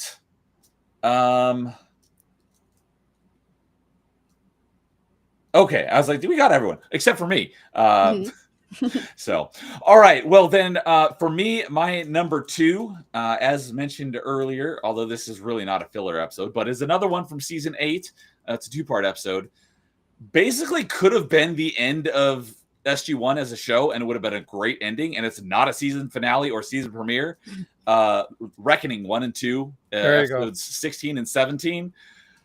I forget what those are. That could have been a series finale right there. They basically wiped out the Goa'uld and the replicators all in one fell swoop. Oh. Yep. They used originally the virus was written by one of the SG-1 scientists, but then Ball took it and finagled with it and used it to be able to dial every Stargate in the galaxy simultaneously, and they used the weapon on Dakar to send the pulse blast through it to wipe out all the replicators across the galaxy. Yep. And I forgot exactly what they did to wipe out the Goa'uld in the same episode, but they basically took out 2 birds with 1 stone, and that was like, that could have been the end of the SG-1 as a show, and that would have been a great ender. And it was just when I was going through this today, I was like, wait a minute, that wasn't a season finale? That was in the middle of a season? I was like, holy crap. So that's how I felt about Heroes when I was looking it up. I was like, oh crap, I thought that was a season finale. So, yeah, that was, with, again, Ball's help, they are able to wipe out all the replicators, and I forget the details of how they basically defeated the Goa'uld at the same time, but it basically freed the galaxy of like everything at the same time. So the way they're able to weave those together and, take out the 2, well, at the time, the only 2 major enemy factions, and that's why they basically had to introduce the Ori later on, because they still had more seasons, and they basically wrapped it up. They did it all in one 2-part episode. That was pretty awesome. So, AK is here saying, "Wow, wifey, what did Weasel do to you?" What's up, Kay? How's it going? Wasn't that Weasel? I swear. Yeah. Oh, Gene, thank you. Always coming in with the facts. Yeah, the scientist Felger, who I will also be mentioning again at some point here tonight as well. And Black Pill Timon is saying Avenger, not Avatar. Did I have the name of the episode mixed up? Season 8, episode 6 is called Avatar. Wasn't that Avenger? The Goa'uld and the armor? Avenger is the virus that Felger created. Oh. That was what he named the virus in order to dial all the Stargates simultaneously. But he didn't actually do it. It was Ball who took the virus and modified it. But they didn't. That was in an earlier episode, but they didn't know that. So Felger's thinking he shut down the entire Gate network when it was really actually Ball's doing. Yeah. So that's just like further, like Ball was just such a weird one. Just the way he interacted with the team, with them, and just like he was kind of like almost a bit of a mischief maker more than anything. Sometimes it's like, what is your goal, man? What is That's it? why he's the freaking Melbourne of the goal. Yeah. So okay, Timon was just correct. He said Avatar 2.0 and he meant Avenger 2.0. So he was just correcting himself. So okay. But yeah, that was let me get back to my tab here. Reckoning, season 8, episode 16 and 17. basically could have been the end of SG-1 as a TV show, and I would have been perfectly happy with that. So it would have been a great way to wrap up the show. So anyone else want to have anything to say about that one? I find it funny that all your episodes have a 6 in it. You liked episode 6 for 5, 4, 3, and 16 for number 2, so it's kind of funny. Nice. I did not notice that till just now. Oh wow. My number Mark of the 1 does devil. not have a 6 in it. I'll give you that. But is it from season 6? It is not. Okay. All right. Well, before we get to our number 1s, we have some honorable mentions, which I'm assuming for most of us, we probably have a lot. I'm going to go. I have to go off camera for a little bit, so I'm going to burn through mine real quick, and then I should be back before everyone else gets through their honorable mentions. So in no particular order, as I just mentioned, Felger. Let's see here. Which one was it? Other Guys. Season 6, episode 8, when Felger and I think it was Bill the scientist go and try to rescue SG-1. Yes. But it was all a ploy. They were supposed to get captured, but the scientists don't know that, and they think they're being heroes. Just a really fun, goofy episode. And I just like, oh, that has the same name as a really fun movie, The Other Guys, with Mark Wahlberg and Will Ferrell. Love that movie. But Revisions, season 7, episode 8 was the shield that's powered by the geothermal vents, and the geothermal vents are cooling. And so the bubble is shrinking and shrinking because the planet is inhospitable, and everyone's connected to a central computer, and it wipes their memory so they don't know that anybody disappeared. Great episode. I wanted to put it in my top 5, but it didn't quite make it. That probably would have been my number 6. Also, 2 of the main characters in that episode, one of the main guys, he goes on later to be Todd the Wraith. You never see him though. You just hear his voice. I'm like, I recognize that voice. I looked him up. Like, oh, he was in SG-1. And he's also another very small role in Atlantis as one of Taylor's people. You see him in 1 or 2 episodes. He's one of the And his wife in that episode, I didn't realize it till today, is also the hot priestess from the weather control episode that I talked about when I was on Jeff's channel the first time. I didn't realize it was the same actress. Collateral Damage, season 9, episode 12. I basically called it the Minority Report episode, where they're trying to solve a murder because Cam murdered someone, but all had to do with memory manipulation. And this device, and they find out that it was one of the scientists who did it, but he wiped his own memory. That was a really good episode, filler episode, so it didn't really affect anything, but I thought that was a really great episode. One of my first early episodes that I remembered when I was rewatching it, and I was like, oh, I didn't realize that episode was so early in the show. Season 1, episode 9, Brief Candle. People live 100 days in paradise. Jack gets old.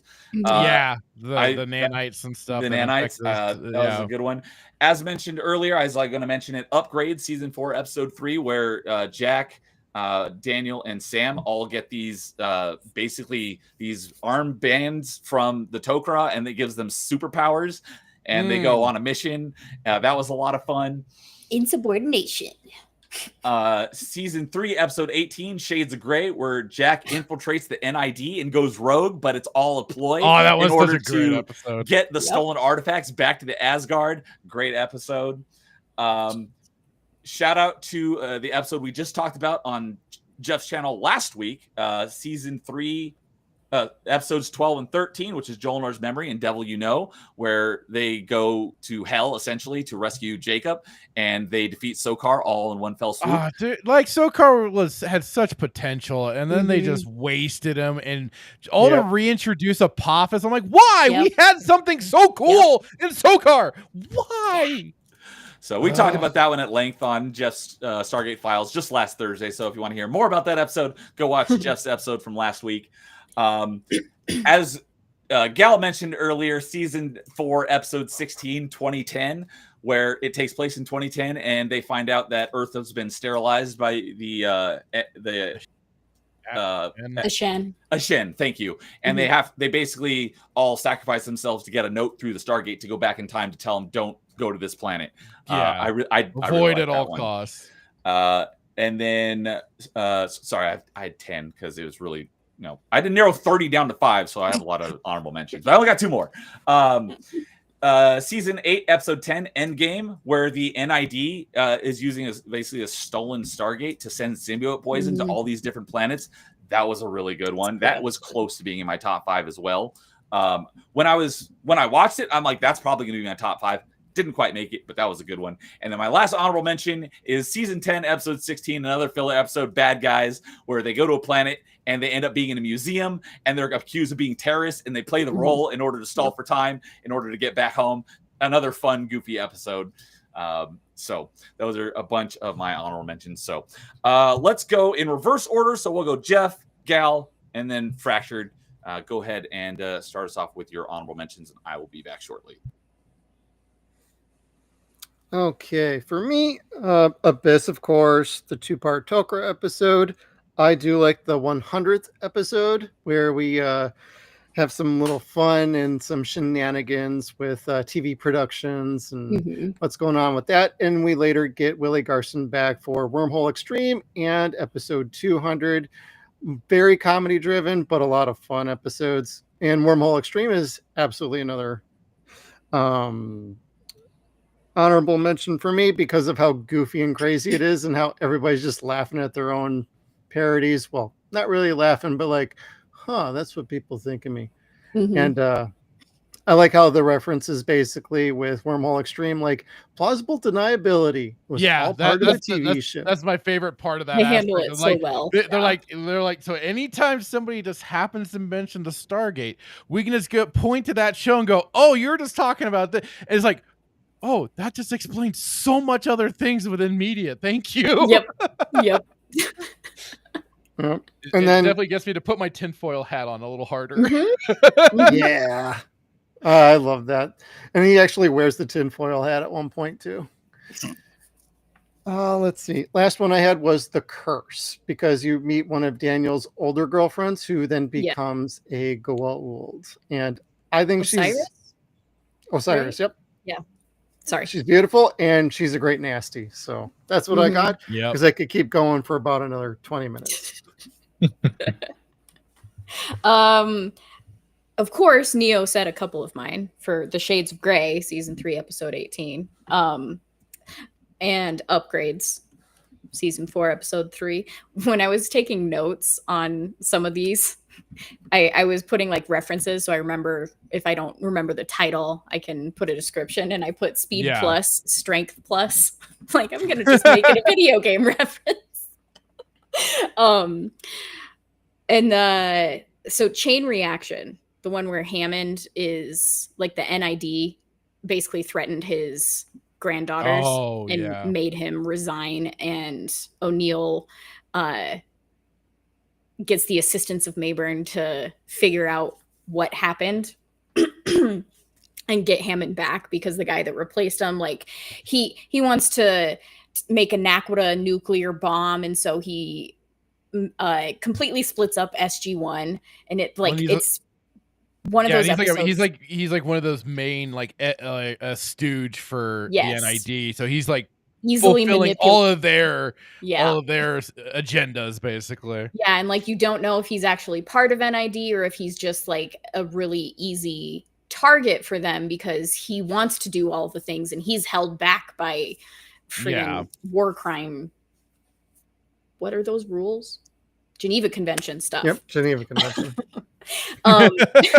And like he doesn't listen to Carter when she's just like, we don't know what this is going to do. It could create another black hole situation, which that's also an honorable mention that I didn't have on my list. Oh, yeah. The black hole episode's so good.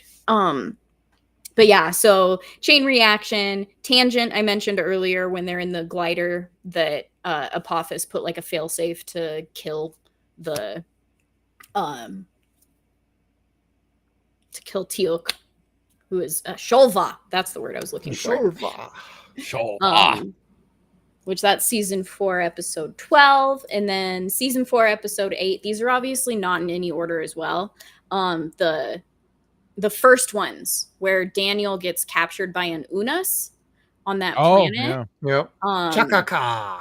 Yes. Chicago. That one's such a good episode because it introduces you to his future friend that they save later in episodes, which is also an honorable mention that I didn't think of until now. Season 3, episode 16, Ergo. Do you guys remember that one? Oh yeah. Oh yeah. Like Don the chip DeLuise. in their brains and everything. That Yep. one's so funny. Like it's cute. It's not top worthy, but it's definitely It's just a fun yeah. It's just a funny little because he's comedic just so episode annoying. But like, is it something that should be destroyed? Like, it's not necessarily a life, but it is a life. Like that whole conundrum thing.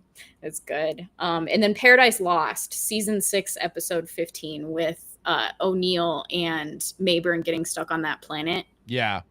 That's such a good episode. That was a good one too. Yeah. Because was that the kind of the among the last for the whole Mayborn situation. I think there's one more after that because then he was like king of a small. Yes. Oh my god, I forgot about that episode.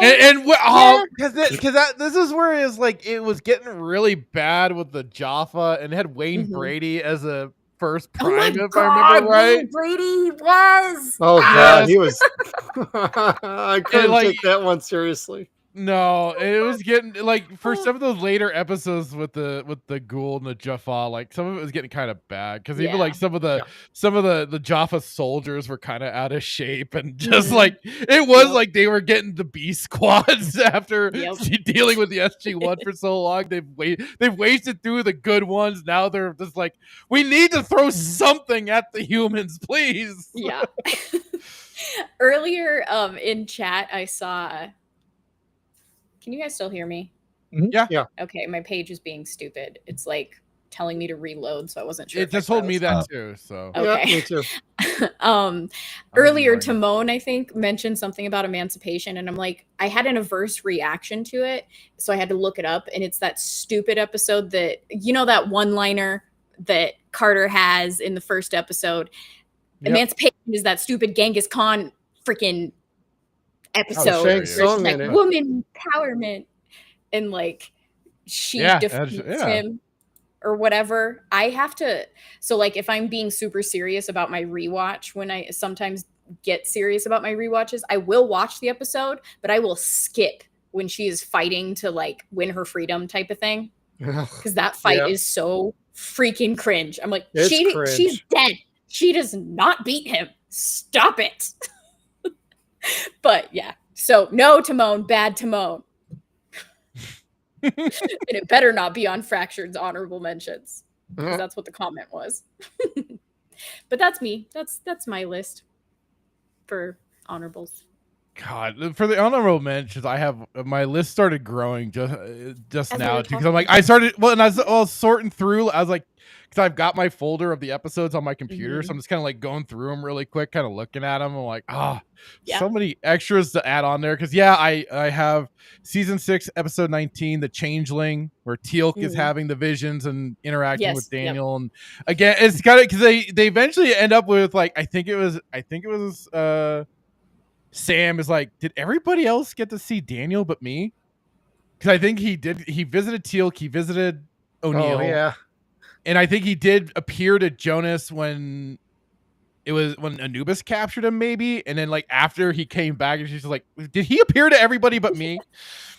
Of course, also, Wormhole Extreme, just a hilariously funny episode. And just getting almost there, just getting their caricatures put on screen like that was hilarious. And also then I don't know all the episodes specifically, but all their clip episodes, because I feel like even though that they were just designed to kind of rehash the season or seasons later on, the recaps, they still fit it so well into the story they were telling, and as they were going into usually the season finale and everything. Yep. So I mean, just chalk that up, because especially for season 1, episode 21, Politics, you get the introduction of Kinsey, the guy you just want to strangle with Mr. all Seneca. your might. Who persists for so long. Yes. And it's just so funny too, because I gotta get the actor's name. It was Ronnie. Was it Ronnie Cox? Who my first like experience with him as an actor was from the Beverly Hills Cop movies. So I'm like, I was going to say RoboCop or Total Recall. No. So I'm like, I knew him as a good guy, like helping out Eddie Murphy and everything. And then like, oh my God, he's such a scum-sucking weasel. He's awful. And you love to hate. But I mean, again, like the season 1 had a lot of bangers, because then there was also like the Torment of Tantalus, which gives us that beginning introduction with the whole 5 races and stuff like that. That there was all these, just a group of people, the group of different races that met together and were just kind of working out scientific theories and stuff like that. It's like, oh, again, them, and they did it. They were finding their footing and just slowly but surely opening up the Stargate galaxy for us to find out what is out there. And of course, with that, the 5th race that you never meet. Well, sometimes it's best not to. The Furlings, we kind of are like, fine. We're with a name like that. You're right? It's a very Weasel, scary thing. Furlings. Although speaking of like, I don't know if it was also Spartacus brought this up, but I know Hitman and I started running with the idea that maybe the Furlings were the alien that we first basically have Daniel died, fire and water. The what fate Amaroka? Yeah. Like, what if that was the Furling? So we technically met them, sort of thing, because we never get, I think, a name for what that alien is. True. But I always thought it was Crystal Skull Alien, personally. Oh yeah, the giants. Yep. So and I have 1969 season 2 episode 21 because again that was the introduction of time travel for them. I felt they handled that very effectively and didn't go too far with it, and it was then the very idea of they kept their messages to their future selves very minimal to not disrupt time, and they were very cautious about that, and I like that because a lot of times it's like, oh, we gotta mess with things. So there's that. Of course I did have Window of Opportunity. It was on the honorable mentions. Honorable mention. That's so crazy. Well, I felt like that was kind of like gonna be on a lot of people's main listings, and I was like, there's my number ones is gonna be definitely what culminated a lot of this. So for me, I mean, that was just basically some of the episodes, and then all the O'Neill Kinsey episodes were great. Him messing with the NID, all that stuff. A character you love to hate for a while before. Yep. All Otherwise, the senators and politicians drove me crazy. Well, they made it so easy, easy to want. True. Oh, because we were mentioning about the Nox, and there was I don't remember the episode like what season it came. It might have been like 4 or 3, where oh crap, now I'm forgetting all the names. The Skara was basically he crash landed on the Pretense, the Tolan's planet, and they have to go through the whole trial. Yep. And they have the Freya's like the neutral judge. Yeah, she's Lord the neutral Zippy. Judge. I always called him the Lord Pouty Face because he just had like that eternal pout look. Yeah. And he was so great in that episode. So every time I see him on another show or movie, I just go, Lord Zippy's here. My wife's just Lord like, shut up. Lord Zapaknu. Lord Zapaknu. So is that everybody's honorable mentions then? That just about, that I can think of, yeah. Cool. All right. So then I guess we can go to number 1, and I know Jeff just posted that he's got to leave soon. So Jeff, if you want to lead us off with your number 1, we can start that off real quick. Yeah, sorry I got to bounce, everybody. I got my other stream starting soon. So, but my number one is Heroes, actually. And, there you Oh, go. so someone else got to steal your thunder for once. and that's quite okay. It's a fantastic episode, and I'm weird about the spoilers on this one because I both love and hate this episode at the exact same time, both of them. Yeah. And it's like there's such nasty characters in it, but they got such an emotional, moving story. When you do find out who passed away, it's like, I'm not going to swear, but you bastard. I'm sure I can get away with that one. We'll let You it slide. took out one of my girls. Like, oh, God, Yeah. why did you do that? So, It's a rough one because I agree. and it I'm gets with me you every all the damn way. time, too. It's like, oh, come on. No, Mhm. I don't Especially like the way this they tied one. it all up. It's just like, oh no. Yeah. Mm-hmm. Oh, like I said, I don't like a watch- happy thing.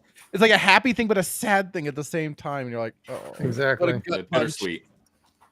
So like I don't watch the show, but I watch the show Dexter, and it sounds like the ending of episode. Or I don't know if anybody's seen that before, but it definitely sounds like it has a season 4 ending of that show, where it's like it takes out a main character. Like you think it's going to be a happy ending, and then it's not. But you That's when I stopped watching. see, yeah. So a lot of people feel that way about that show. Yep. The new season's actually not too bad so far. My That's what wife I've loved the heard. first show. I will probably watch it at some point. I was talking to someone about it on my vacation. Someone's like, it's a good show. You should watch it. So I'll probably watch it eventually. Cool. All right. So Jeff's number one was Heroes. Yeah, he's got to go. So I'm glad you were able to join us. Thank Yep. you. Before you head on out here, anything you want to plug you got going on over on your channel that you want to mention before you bid adieu? Yeah, Tuesday nights we do movie nights on our channel called 0 Point Reviews. We're thinking about changing our times around because of being able to do other friend shows that we want to join on, like this one. And so tonight we're doing Dragon Slayer. We're in Swords and Sandals month. Thursdays are Stargate Files, and on Saturdays we do some live streams where we just talk about pop culture, horror, science fiction, and just end up like a bunch of crazy idiots half the time. So love to have everybody over. Saturdays are usually busy nights for everybody, so we get it. But Yeah. if you swing on by, just drop a hello and a like and be on your way. That's cool too.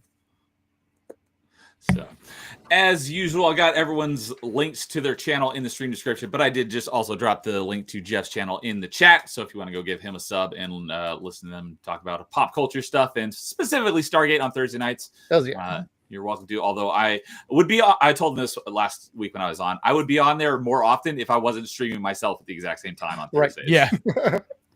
It's all good, brother. Well, I'm glad you were able to make it despite being on the road, and you came through nice and clear the whole time. I only heard the slightest of audio artifacting. You sounded great the whole time, so I was glad you were able to join us. I had a lot of fun having you on my channel for the first time. So, well, thank you for having me. Thank you for meeting everybody else here. And Tech Mate and Jaffa Cree, everybody, hit that like button down there for Nerdy Neo. Hit that subscribe button on the way out. And you all have a good rest of the night, and I'll talk to some of you all on the panel soon. All right. Good night, Jeff. Good night. Later, everybody. It's nice to meet you. Nice to meet you. All right. I will go last to give everyone else their opportunity to potentially steal my thunder. So I think Gal's has been got the short end of the sticks the most. So let's have her go next. Well, we all know it's Heroes because of course it is. The best part of that show, those shows, that story for me is you get to see like the character growth in the span of an hour and a half, like the 45 minutes that they are, of just like you start out really hating some characters and a character. And by the end of it, he's part and parcel the reason that you get like the goosebumps and the teary eyes and like all the feels because of the story arc that he goes through in the span of that time frame. Because he's the journalist that everyone hates, right? But isn't technically wrong in what he's saying. It's just the way he goes about it.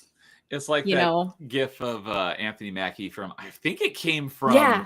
the Falcon and the Winter Soldier. It's I like, think so, he's yeah. out of line, but he's right. Yeah. Yeah, exactly. And like, it's not even, so that gif and that scene, it's funny. This guy, it's really not, because he's like the pesky journalist that is just like, yeah, but everyone doesn't want to do this documentary because we know how you're going to spin it. You're just going to make all these cuts and jumps and make it seem like we said something we didn't say. Right. And like, you can kind of see him doing those things at certain points. And then by the end of it, because of what happened and what he realized, it's And the just connection that he gut made, too. punch. Yes. He realizes what they actually do and not what, big bad military does, and you're not telling anybody anything, so you're bad. No, Yeah, it's so much more. the secretive government agency sort of thing, but Mhm. there's That's Yeah. and you use the exact same words Gene did in chat. Heroes was such a gut punch. Oh, Yep. yes. Yes. It's Absolutely. so it just you can't not feel in those episodes. Yeah. That episode really, like it's so good. There's so many good episodes in this freaking series. It's hard to pick, but that one is just, and that's the one that I mentioned in the back room that because I was doing this, I might as well watch those episodes again, even though I'm not in that season yet. And it was a poor choice because I was all like, okay, let me go redo my makeup. Gets you every time. Every time. But yes. All right. Well, sorry to steal so many of it's your all good. answers. They're all so good. It's fine. Yeah. And I just looked it up. I was right. That meme with Anthony Mackie is from Falcon and Winter Soldier. And funny, everyone had Window of Opportunity except Filter, and everyone had Heroes except for me. So I mean, I'll Filter spoil had it. it That's in not my number honorable. one. But yeah, that was a good one. So, all right, Filter, what is your number one favorite SG-1 episode? Well, as a half representative of Saturday Night Sith, I feel I should represent Hitman just a little bit here and put the number one at season 1, episode 3, Emancipation. What amazing, stunning, Okay, and brave Paul. episode. Carrie Tagawa with being the barbarian that he is, but he's locked into being the traditionalist, and he has to no, okay. I couldn't He's like, I'm gonna throw up my mouth a little bit if I keep this up. I was like, I started writing it down, and then the sarcasm started kicking in as soon as I started writing the episode name down.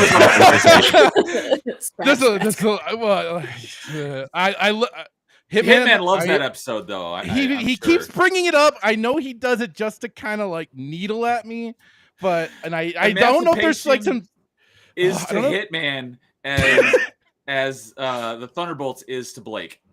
Yes, kind of. I find the most egregious issue with that episode. Carter, Amanda Tapping is so fine. Like, she is a beautiful specimen, right? And then they put her in this beautiful attire, and she's the most beautiful woman he's ever seen. What is she wearing? That's like, they put her in like a clown dress. I'm just like, what is the costuming department doing? But anyway. All right. Okay. What is your real number one? Okay, so the real number one is a trilogy of episodes that does take place, and in the way it is labeled here, like even with my files and stuff like that. So it's the season 4, episode 22, Exodus, in the season 5, episode 1, Enemies, and Threshold. Yeah. It is just a trilogy and this was. So I successfully took yours, sort of. Yes, you did, but I didn't let you know it. I didn't let you know it. Like I said, That's like all the series premieres and finales are also an honorable mention. That is a great series of episodes. Well, and this was the funny thing, because I mentioned this, my buddy Cole, he was already watching it. He was deep into it. This is where he was at. And he was over we were hanging out together at my place. He was watching the episodes because we had our whole setups. My brother was on his computer. I was on my computer. He was on his computer because he brought it over. We had the TV set up for watching random either kung fu movies or just this time Stargate, and he was watching Stargate, and he was going into the season 5, and it drew me in. Like I said, I'd watched the movie, I enjoyed it. Can't go wrong with Kurt Russell with guile hair and everything. Yep. Throwing out one-liner, throwing the one-liners at the end and everything. But watching these 3 episodes was just like, oh wow, okay, so there's a lot going on here. But at the same time, like, especially when you get to Teal'c's episode, you're getting all this backstory on Teal'c. You're getting all this information, because it's like, okay, so he was there on their team, then he flipped sides. They've killed the big bad, and apparently finally. And I didn't realize how much, like, just how long they decided to keep Apophis around. Right. They kept stretching him out, man. Especially sacrificing Sokar for him. Sokar was such a good one, and he had such a great aesthetic.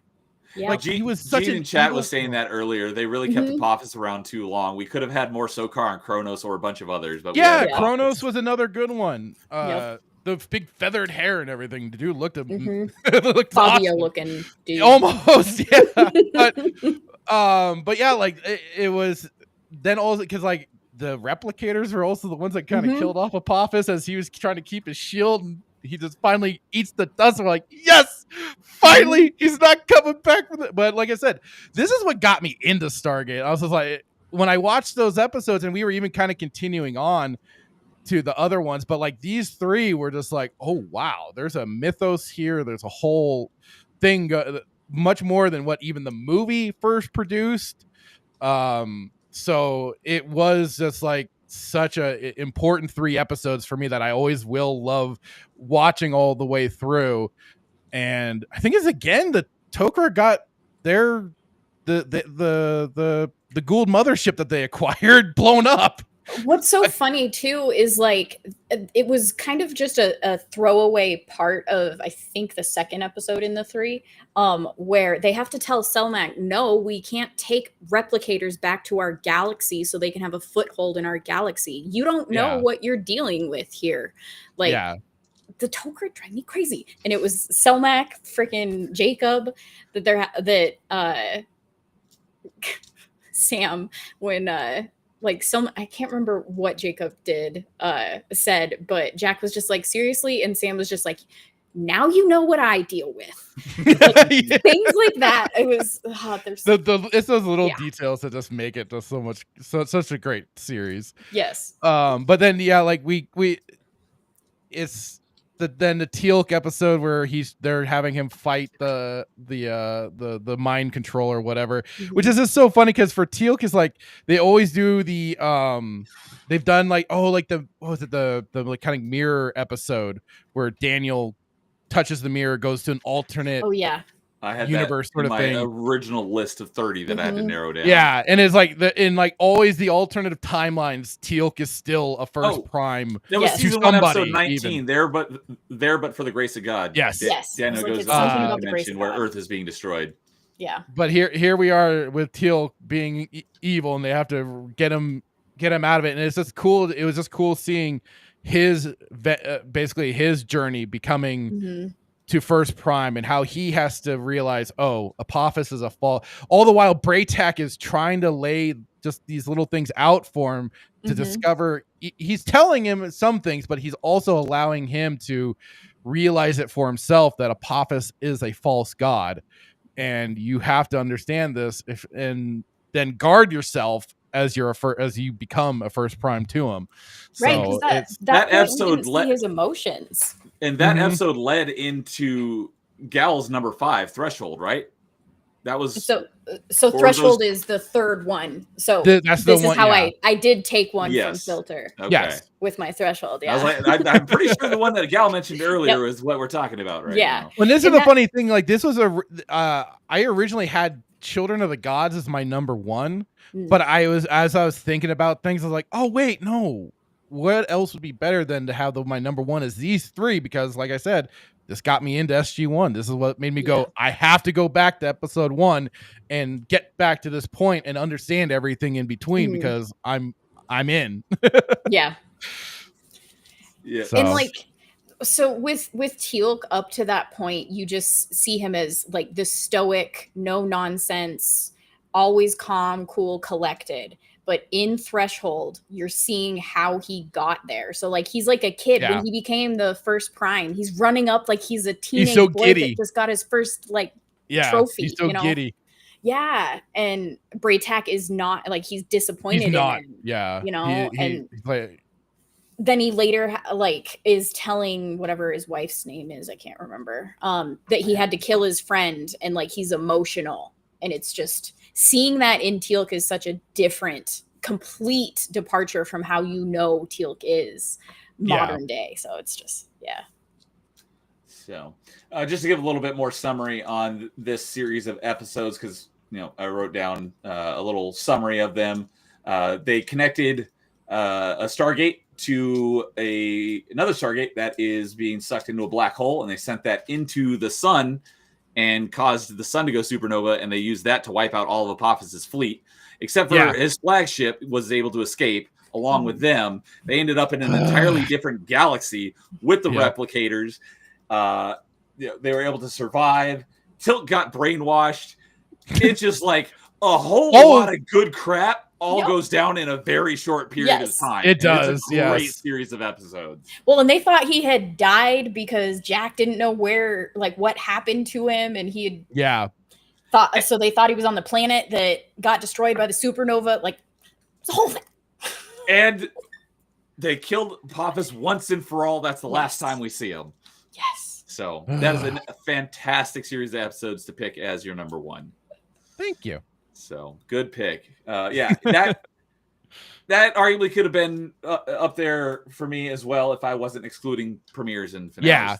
No, I know. Episodes. I mean, that's a good kind of a good rule to have. I get that, but like I said, it's just because of what got me into this franchise. So it's like that is also has to be. Kind of a slight addendum to that is why my number one is my number one, but I'll get to that here momentarily. So, all right. Anything else you want to mention about that set of episodes? That's all I got. All right. So, while we're talking about that, Gene came in again he didn't get mentioned directly, but he was a goal that I really liked. And I remember Kevin Durant was the actor. I couldn't remember his character's name. It was Lord Zapakna. I liked his character. Even though he only shows up maybe like 2 or 3 times. Mm-hmm. He was like his main episode was when, as mentioned, I think she also mentioned Skara. Basically, the Tolan were the neutral third party, and they were doing the trial to see whether Skara gets to keep his body or whether the gold gets to keep control of it. And Zapakna was basically the opposing attorney, essentially. When it was funny too with that is like the person that played Scar was like one of the few people that was the returning original cast members from the movie. Because all the other actors that were in the movie were recast for the show except for him. Yeah. Skara and the dad, yeah. Yes, the dad, that's right. I've seen him in a bunch of other stuff too, but I can never remember. Oh yeah, he's been in so many different things. Was he in The Mummy? Yes. I think so. Yeah. He was. Like he was like a scholar. I watched The Mummy recently, so I remember seeing them in it. It's such a good movie. I want to say that Zapakna showed up in a later season, but he was played by a different actor. No, it was still the same actor, and he was an underling to Anubis. Okay, because I could have swore I was like, that looks like Zapakna's outfit, but I was like, that doesn't look like the same actor because I'm like, I know the look of Kevin Durant. He didn't have the big headdress on, so you saw a little more of his hair and everything. So, but Gene says but for the grace of God episode I mentioned earlier is her number one. So cool. That's early on season 1 episode 19. The alternate dimension one that Dano goes to.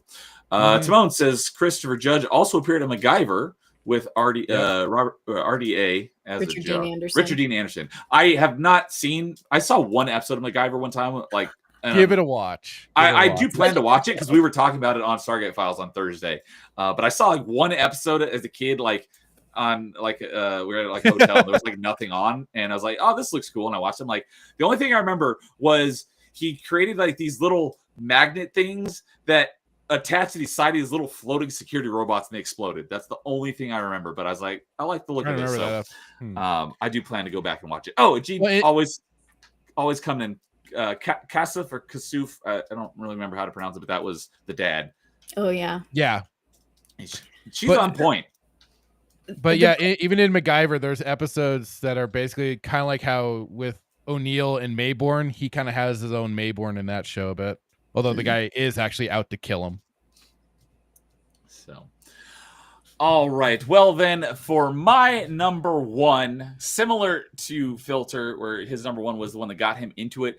This wasn't the one that exactly got me into Stargate SG-1. I don't remember if there was a specific episode. But when I started rewatching it last February, there was one episode that stood out, and it's the one I remember the most vividly, and I could not wait to get to it. And a little cherry on top for Gal is that she mentioned it as one of her honorable mentions. So sort of slightly stole some thunder. But my number one favorite is season 2, episode 15, A Matter of Time, the black hole episode, which we were just talking about in the episode you were talking about, because when we were talking about they bring the gate to a black hole, that was originally set up in this episode. So episode 15 of season 2, A Matter of Time, there's a group, I don't remember what SG team it was, but they go on to some planet and then they dial the gate and it connects, but like no one comes through, and they're trying to figure out what's going on. There's the planet that they're on is close to a black hole, and so science was always my favorite subject, and specifically astronomy. I've always been a huge fan of astronomy. It's always been my favorite class.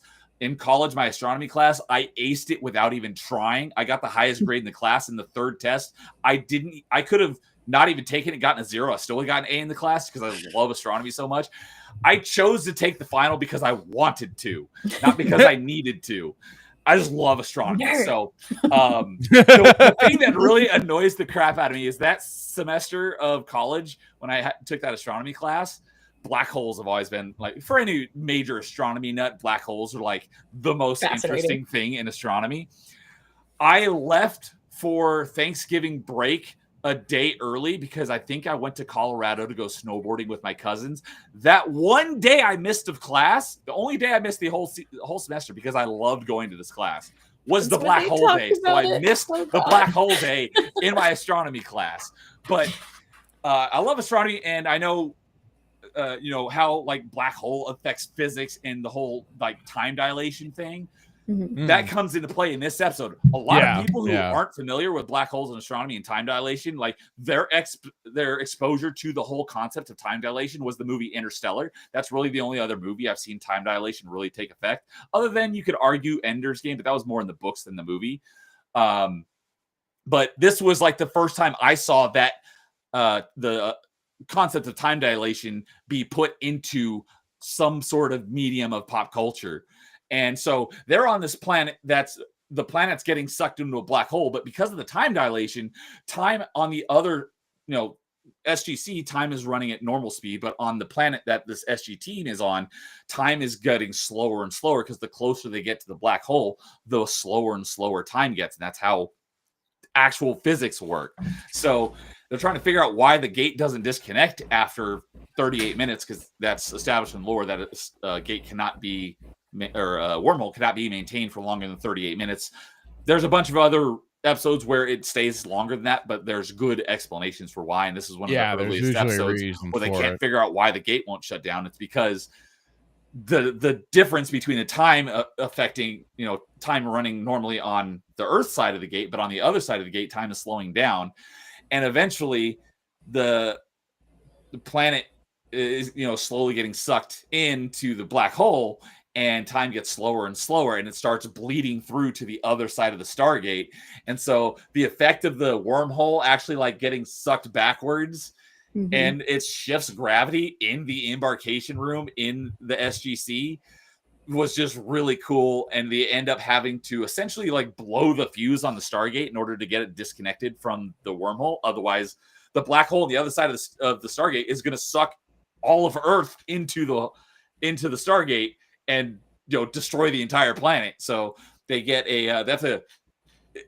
the perspective shifts because, like I said, the gravity is getting coming through the Stargate is stronger than the gravity on the ground. Mm-hmm. So everything's getting pulled into the Stargate. So they actually have to rappel down a rope from the control room, and they're parallel to the ground because of the shift in gravity, and they're over, the Stargate's like this, and they're going this way, not this way, because the gravity is so strong at the Stargate, and they have to detonate a bomb to essentially overload the fuse of the Stargate in order to get it to shut down. And so I love astronomy. I love the concept of black holes and all the craziness that comes with time dilation and stuff.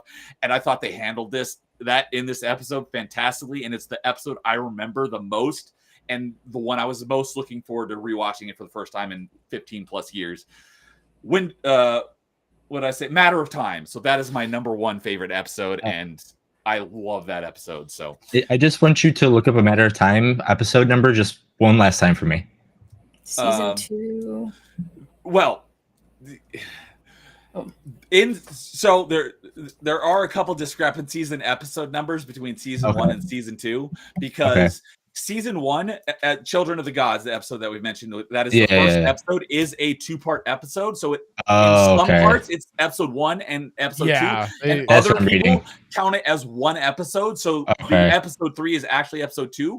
Same thing with season 2. There's a 2-part episode, which people consider it as one episode. So the actual third episode, they count it as the second episode. I count them each as separate episodes. So some people may say it's episode 14, some may say it's episode 15, or maybe it's 15 and 16. But that's why 16. That's why I was like, wait a second, did you actually I was like, wait a second, did you complete the 5 in a row and not even notice it? But I can see what you mean. There are, depending on what website you go to, you'll see different numbers of episodes for the first 2 seasons. So like IMDb has Children of the Gods as 1 episode. So I always had to add one to it on any episodes I wrote down on my list, and same for season 2. And so I started doing that for like all the subsequent episodes, and then I think I was writing one down for season 4, and I had it like as season episode 9, and I looked and it was season 8, and I'm like, wait a minute, and I'm like, oh, it's because that only the pushing of the extra episodes is only in seasons 1 and 2, and then all the rest of the seasons you don't have to worry about it. So that's why. So. And right here at the end, Phoenix Santos, who dropped into Metroidvania Monday last night, is coming in. Hello, Phoenix Santos, saying hello, Neo and panel. Don't mind me lurking here. We're just about to wrap up, but if you are a fan of Stargate SG-1, I highly recommend rewatching from the beginning. But if not, good to see you anyways. So what about you guys? Do you guys have anything you want to add to A Matter of Time? Just that I forget how early on in the series it is. I always felt like it was a later episode. So anytime I rewatch, I'm like, already rip, and I'm like, wait, this is only really, it was only in the second season.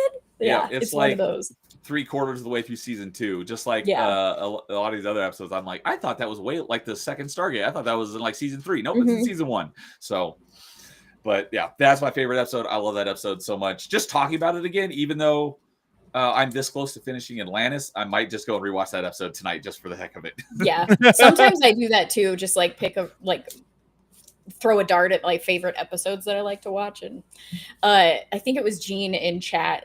One of my my favorite parts of that is actually we're watching good men die in slow motion, Captain. Oh, I didn't even look at chat. Yes, that's a good one. Because there is a part where they get the video feed from the MALP on the other side of the Stargate.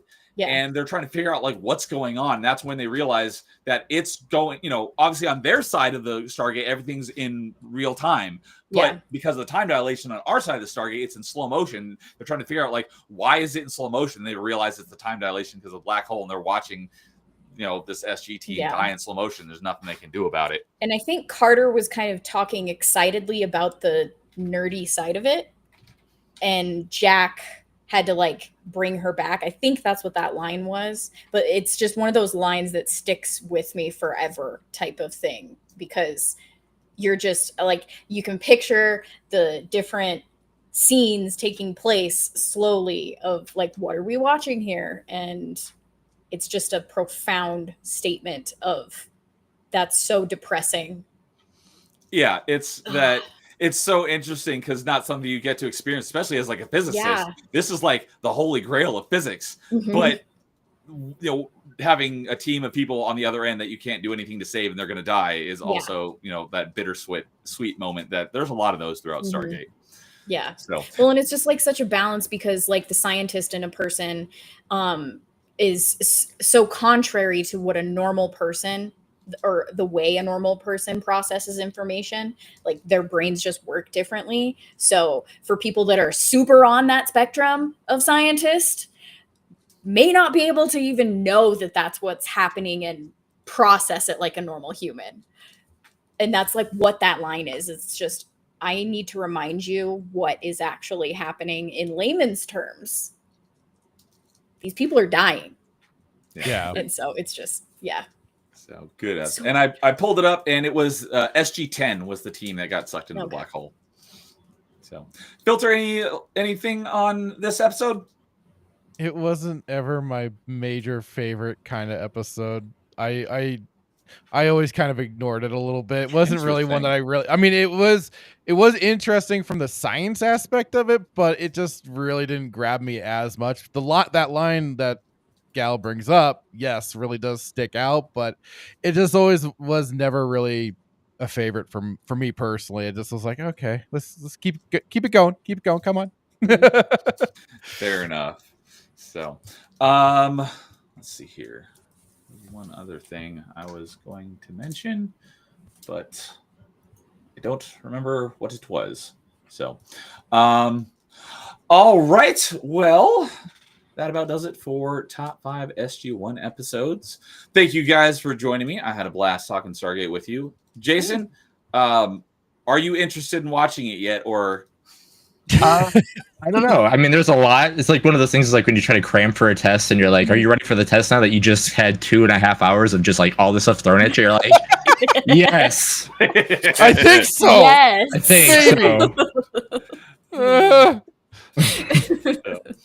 All right. Well, Jason, lastly, before we say goodbye, we always like to do a group ranking where, the more something gets mentioned, the higher on the list it goes, and we get a top 5 kind of collectively of the group. So what is the group ranking for SG-1 episodes? All right. So the official SG-1, did I say that right?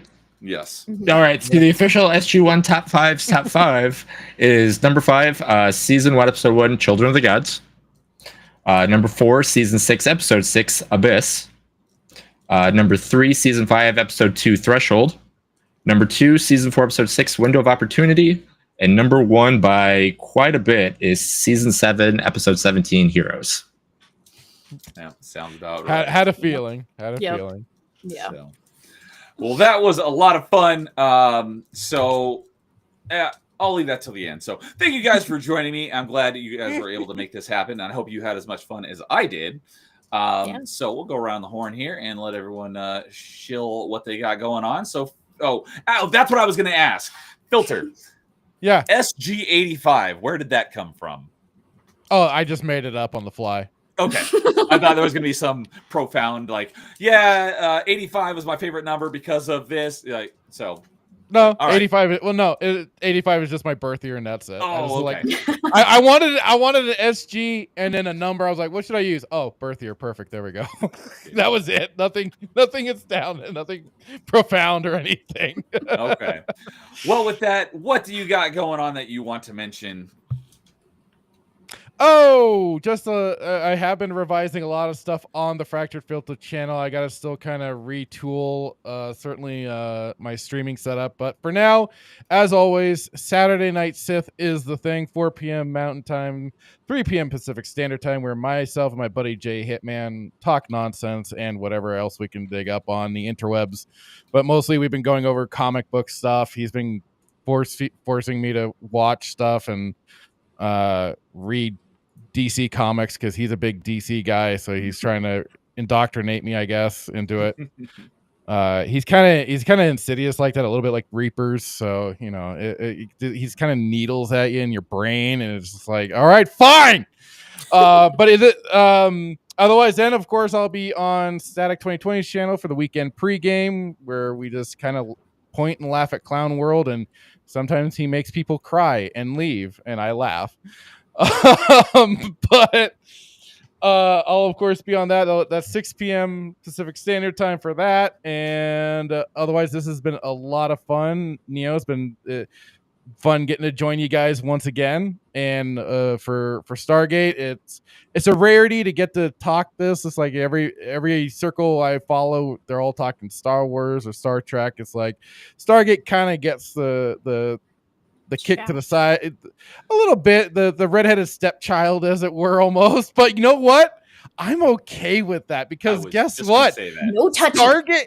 I was gonna say yes. Knock on wood. Stargate hasn't been done up the backside like Star Wars, Star Trek, and Doctor Who has been. So yep, hasn't been tainted yet. Yeah. So I'll at least revel in that. And again, talking about Stargate is always a blast, and I'll be very excited if you decide to do Atlantis for sure. I'll be talking about that here in just a second. Yeah. So and now I'm just gonna have to throw on Stargate and start watching again, because god dang it, do I love the show. It's a big sci-fi for me. So yeah, that's all, Stuart. It's so good. All right. And Gail, what do you got going on? Well, every Wednesday, I may not do it this Wednesday, tomorrow. I do my Cook in the Book stream, where I take the book list, collecting dust in the corner, and read it to you, so you don't have to. Because nobody's got time for that. Nobody likes to read, can't read, is dyslexic, all that. And I love to read and don't have time for it, so I force myself to. That's a good way. And so I stream it on YouTube and Rumble. So I like reading too, and I never do it. So. Yeah. I've read books that I've read in the past, and I've read new books, like reading Sherlock Holmes right now. We just finished A Study in Scarlet. So may just do like a Discord watch of like the Robert Downey Jr.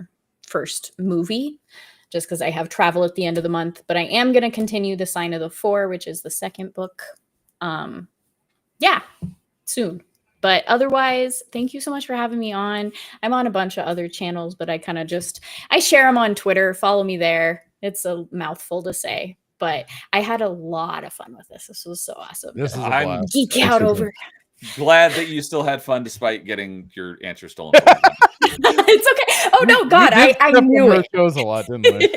I knew it was gonna happen. It was just a luck of the draw when everyone else had them at different orders. So I'm glad both of you could join us and have a lot of fun, because I enjoyed this greatly as well. So thank you for joining me. Jason, you got anything going on your channel specifically that you want to mention? No, I'm in one of those creative funks right now that I just can't. Anything I come up with, I don't like, or anything I have planned that I was going to do, I don't like. So I'm like scrapping ideas, and I understand that. Yeah, it's just like I'm in this creative thing. So I'm happy that we have this back right now, so I can at least force myself to, I always say, turn on the camera just to kind of do something. So maybe I'll just, the bad ideas that I think I have, I'll just throw them out there, and maybe they're actually good ideas. I'm just too hard on myself, kind of thing.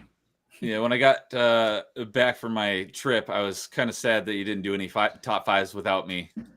See, I had some things out there and no one came back, and I was just like, you know what? I'm out there. And I'm just like, I just can't. I'm just not gonna do it, I guess. One of those things, like, I have this, no, not gonna work. And no one came back. I'm like, all right, that's fine. We'll have our winter break as a summer break kind of thing too, and just we'll hit the ground running with this. So. But yeah, if I'm happy to kickstart your newsstand if you're still wanting to do that. That was a lot of fun when you did it backstage. Yeah. Like I said, I have them all ready to go. It's just presenting it's the hard part right now. So, all right. Well, as for myself, actually, before I get into that, as alluded to a couple times, I am also watching Atlantis right now, rewatching that for the first time. I am right at the end. I have like 2 or 3 episodes left because or anyone who doesn't know, SG-1 ran for 10 seasons. Too bad Jeff's not here because he would know the details. Or maybe Gene knows. So if I get this wrong, Gene, feel free to correct me. The idea was they were going to renew it for, I think, another 2 seasons for seasons 11 and 12.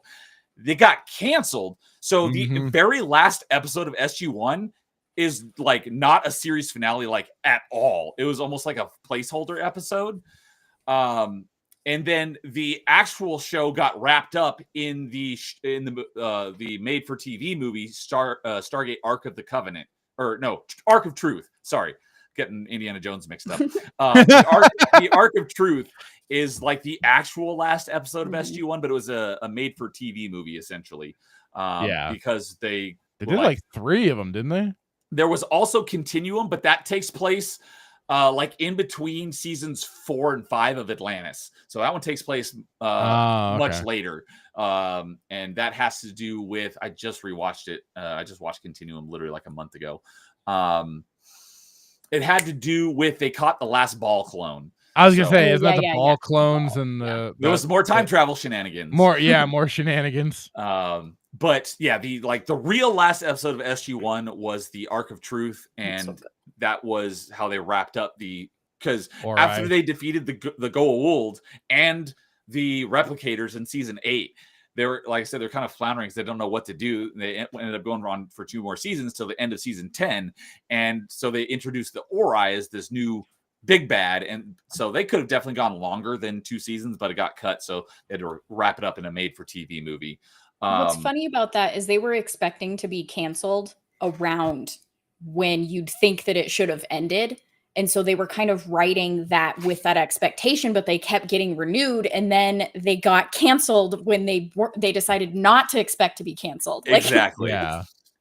So, but yeah, as I mentioned earlier, I've got a Stargate watch list in my TV channel, pinned in my TV channel, my Discord, because at the end of season 7, I believe, is when Atlantis starts, and Atlantis seasons 1, 2, and 3 run concurrently with SG-1's seasons 8, 9, and 10.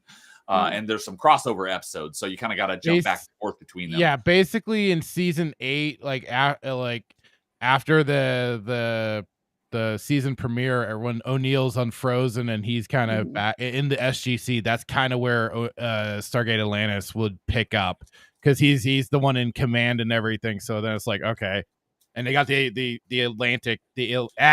Antarctica base. Antarctic base, and then they're starting that expedition to the Atlantis world. So poor Daniel. All that to say, I know he never gets to go. No, he did go to Atlantis. No, he does. That's right. Because him and like the Pegasus. McKay. Him and someone else galaxy, realized that what they thought was the hologram was actually an ascended being. Yes. Yep. And so they finally got him there. Yeah. He finally got to go. They're like, how much power is the hologram room drawing? They're like, it's not drawing any. And they're like, the gig is up. We know you're not a hologram. Yeah. So anyways, all that to say, SG-1 ran for 10 seasons. Then they wrapped it up with the made-for-TV movie Ark of Truth. There was 5 seasons of Atlantis. The first 3 seasons ran concurrently with the last 3 seasons of SG-1. So season 5 is the end of Atlantis. I have like 2 or 3 episodes left, so I'm right at the end. And the last 2 or 3 episodes have been like complete filler episodes. I'm like, where is this going? Because I literally do not remember what the ending of Atlantis was. It's almost going to be like a plot for me.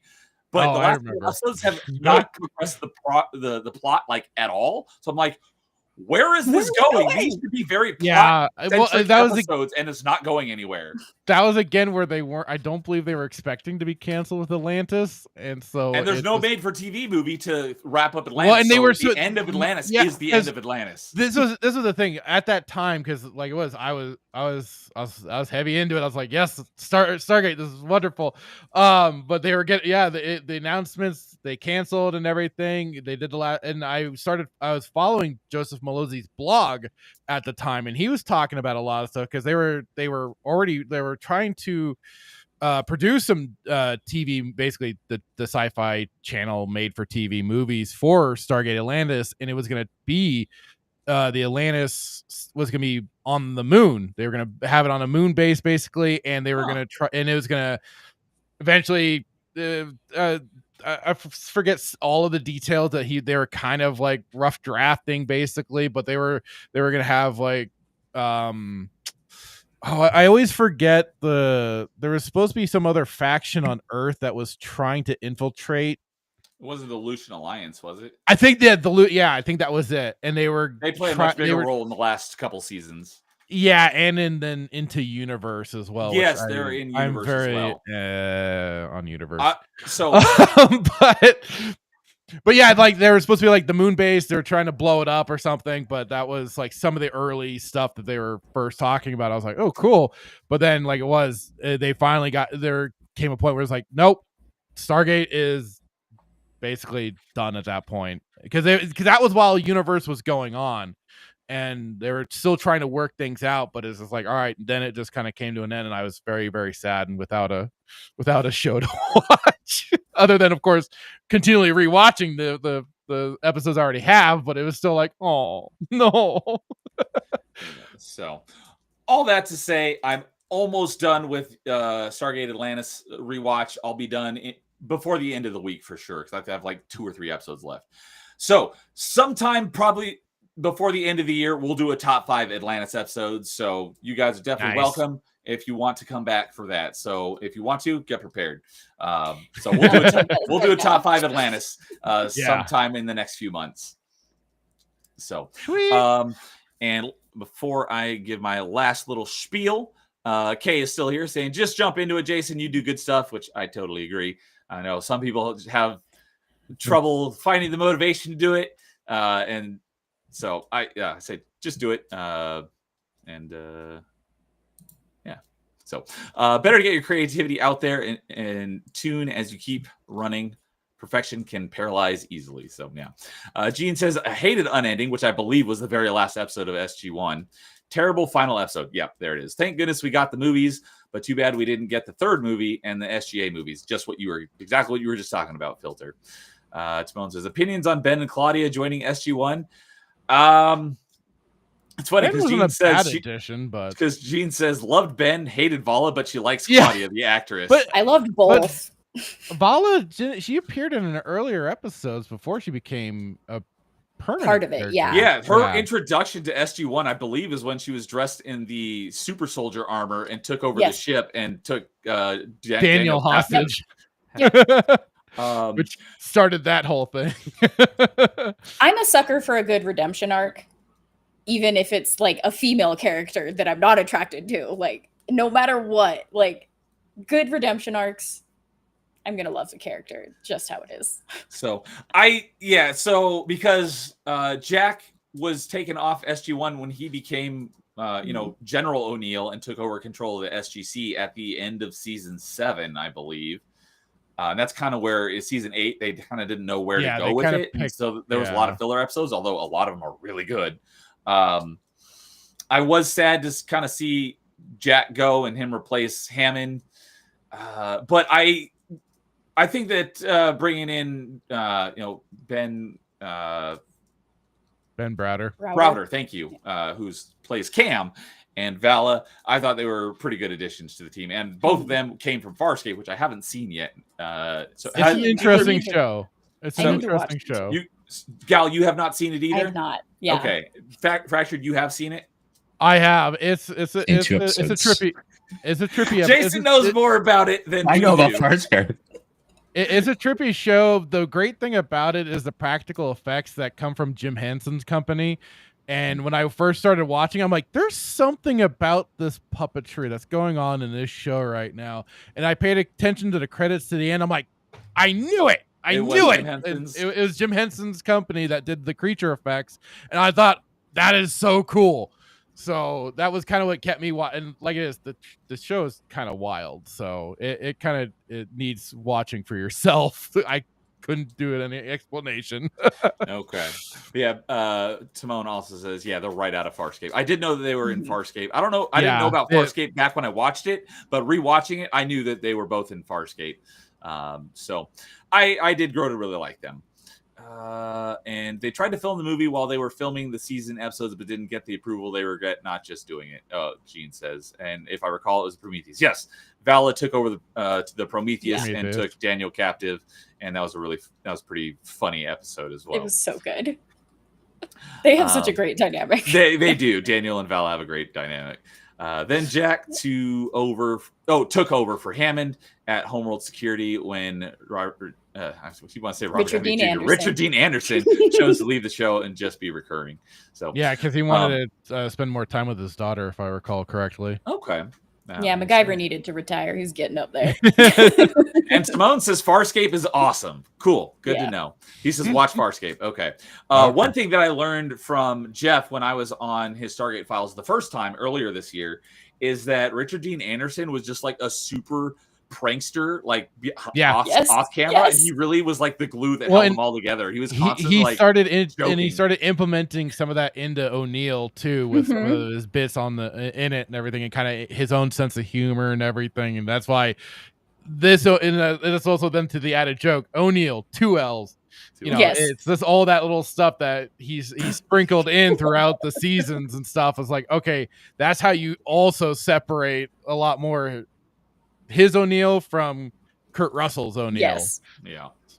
So Gene says, I do wish they'd let Cam and Vala interact more, but they kept them apart because they were in Farscape. Yeah, the one of the really late episodes, I want to say was in season 10, because I feel like I just watched it a few weeks ago, was when Cam goes back to his high school reunion, and one of the guys from the Lucian Alliance shows up, and Val is pretending to be his date. Yep. Or I mean, it is his date, but they're not like, you know, romantically involved, and so Cam like basically I wouldn't say hooks up with, but kind of reconnects with his high school girlfriend.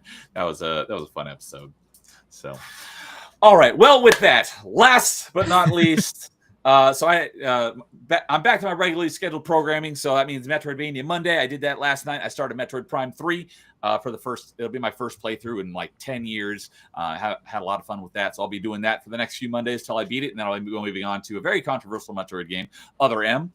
Tonight was top 5 SG-1 episodes. Had a lot of fun with this. Tomorrow night I will be over on my party chat co-host Carl of RNG's channel, and because Carl and Anger Canadian and I have a year-long gaming challenge, we're doing a sort of late mid-year review. We're going to be tweaking some rules and just making some changes, talking about some of the games we've been playing. So that'll be over on Carl's channel. We'll be talking about games we've been playing this year. And then on Thursday night will be the return of Achievement Chasers. Dude and I have a lot to catch up with. Dude 1286 is my achievement chasing co-host because we are both big achievement hunters, and we did not do one in July. So this is a double episode where we're catching up on everything we did for achievements between across June and July. So if you like hearing me and Dude talk about video games and more specifically achievements, come check that out on Thursday. And then we'll be back with Party Chat next Tuesday night, since Party Chat and Top 5 alternate weeks. So that'll be it for everything here tonight. Thank you, everyone on the panel, for being here and talking Stargate with me. That was a lot of fun, and I'm already looking forward to talking Stargate Atlantis with any of you who may want to join for that. And everyone who was in chat, even if it was just for a minute or the whole almost 3 hours now, thank you for hanging out with us as we ramble on about nerdy stuff. So everyone, have a good night. We will see you all later. And as always, in the meantime, game on. Bye-bye.